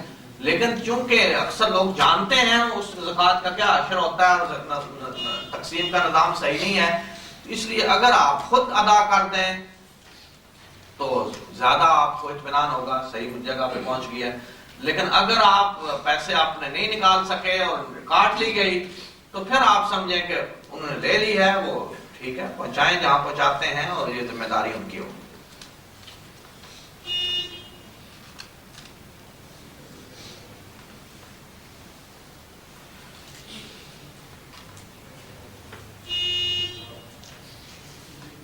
اگر ایک شخص جیل میں ہو، اس پر قتل کا مقدمہ وغیرہ ہو، لیکن معلوم ہو کہ اس نے یہ کام نہیں کیا، تو کیا اس کی جگہ دیت زکات سے دی جا سکتی ہے؟ ہاں، اگر اس طرح واقعتاً ایک بے گناہ آدمی ہے اور اس کو اس طرح پھنسا دیا گیا ہے تو اس کی مدد کی جا سکتی ہے. یا ویسے بھی اگر کسی سے قتل خطا ہوا ہے، قتل خطا میں تو دیت ہی ہے. قتل خطا اگر کسی سے ہوا ہے، غلطی سے قتل ہو جا رہا ہے، اس کی مثال آج کے دور میں ایکسیڈنٹ ہے. اگر ایکسیڈنٹ کسی سے ہوا، کوئی آدمی اس ایکسیڈنٹ میں مر گیا، غلطی سے یہ ہوا، تو ایسے شخص کی مدد کی جا سکتی ہے. وہ دیت ادا کرے، یہ اسی میں آ جائے گا غارمین میں.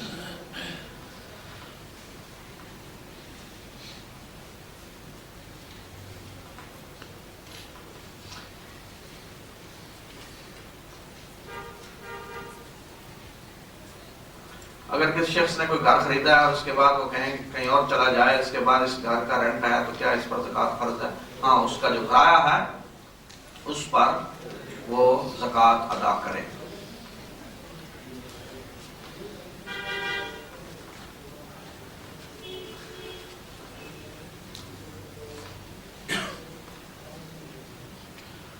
یہ اور بھی کچھ سوال ہیں جو تقریباً ہو چکے ہیں، ملتے جلتے ہیں، تو ٹائم ابھی کافی ہو گیا ہے. تو انشاءاللہ دیکھتے ہیں ہم آئندہ کسی نشست میں. ایک سوال چھوٹا سا جی کہ آج کل ہمارا ملک یا پاکستان جی وہ مقروض ہے، جی تو کیا زکوٰۃ اس بات میں دے سکتے ہیں کہ ملک کے قرض کے لیے کوئی آدمی انڈیویجولی سارے زکوٰۃ میں حکومت کو دے؟ کس طرح؟ ہمارا ملک مقروض ہے اربوں روپے کا، جی کیا زکوٰۃ اس بات میں جا سکتی ہے؟ نہیں، زکوٰۃ فقراء کا یہ جو مدیں میں نے بیان کی، ان کے لیے اس سے الگ نہیں ہو سکتی. یہ اللہ تعالیٰ نے خود مدیں مقرر کی ہیں، ان میں زکوٰۃ دی جائے گی. باقی ملک جو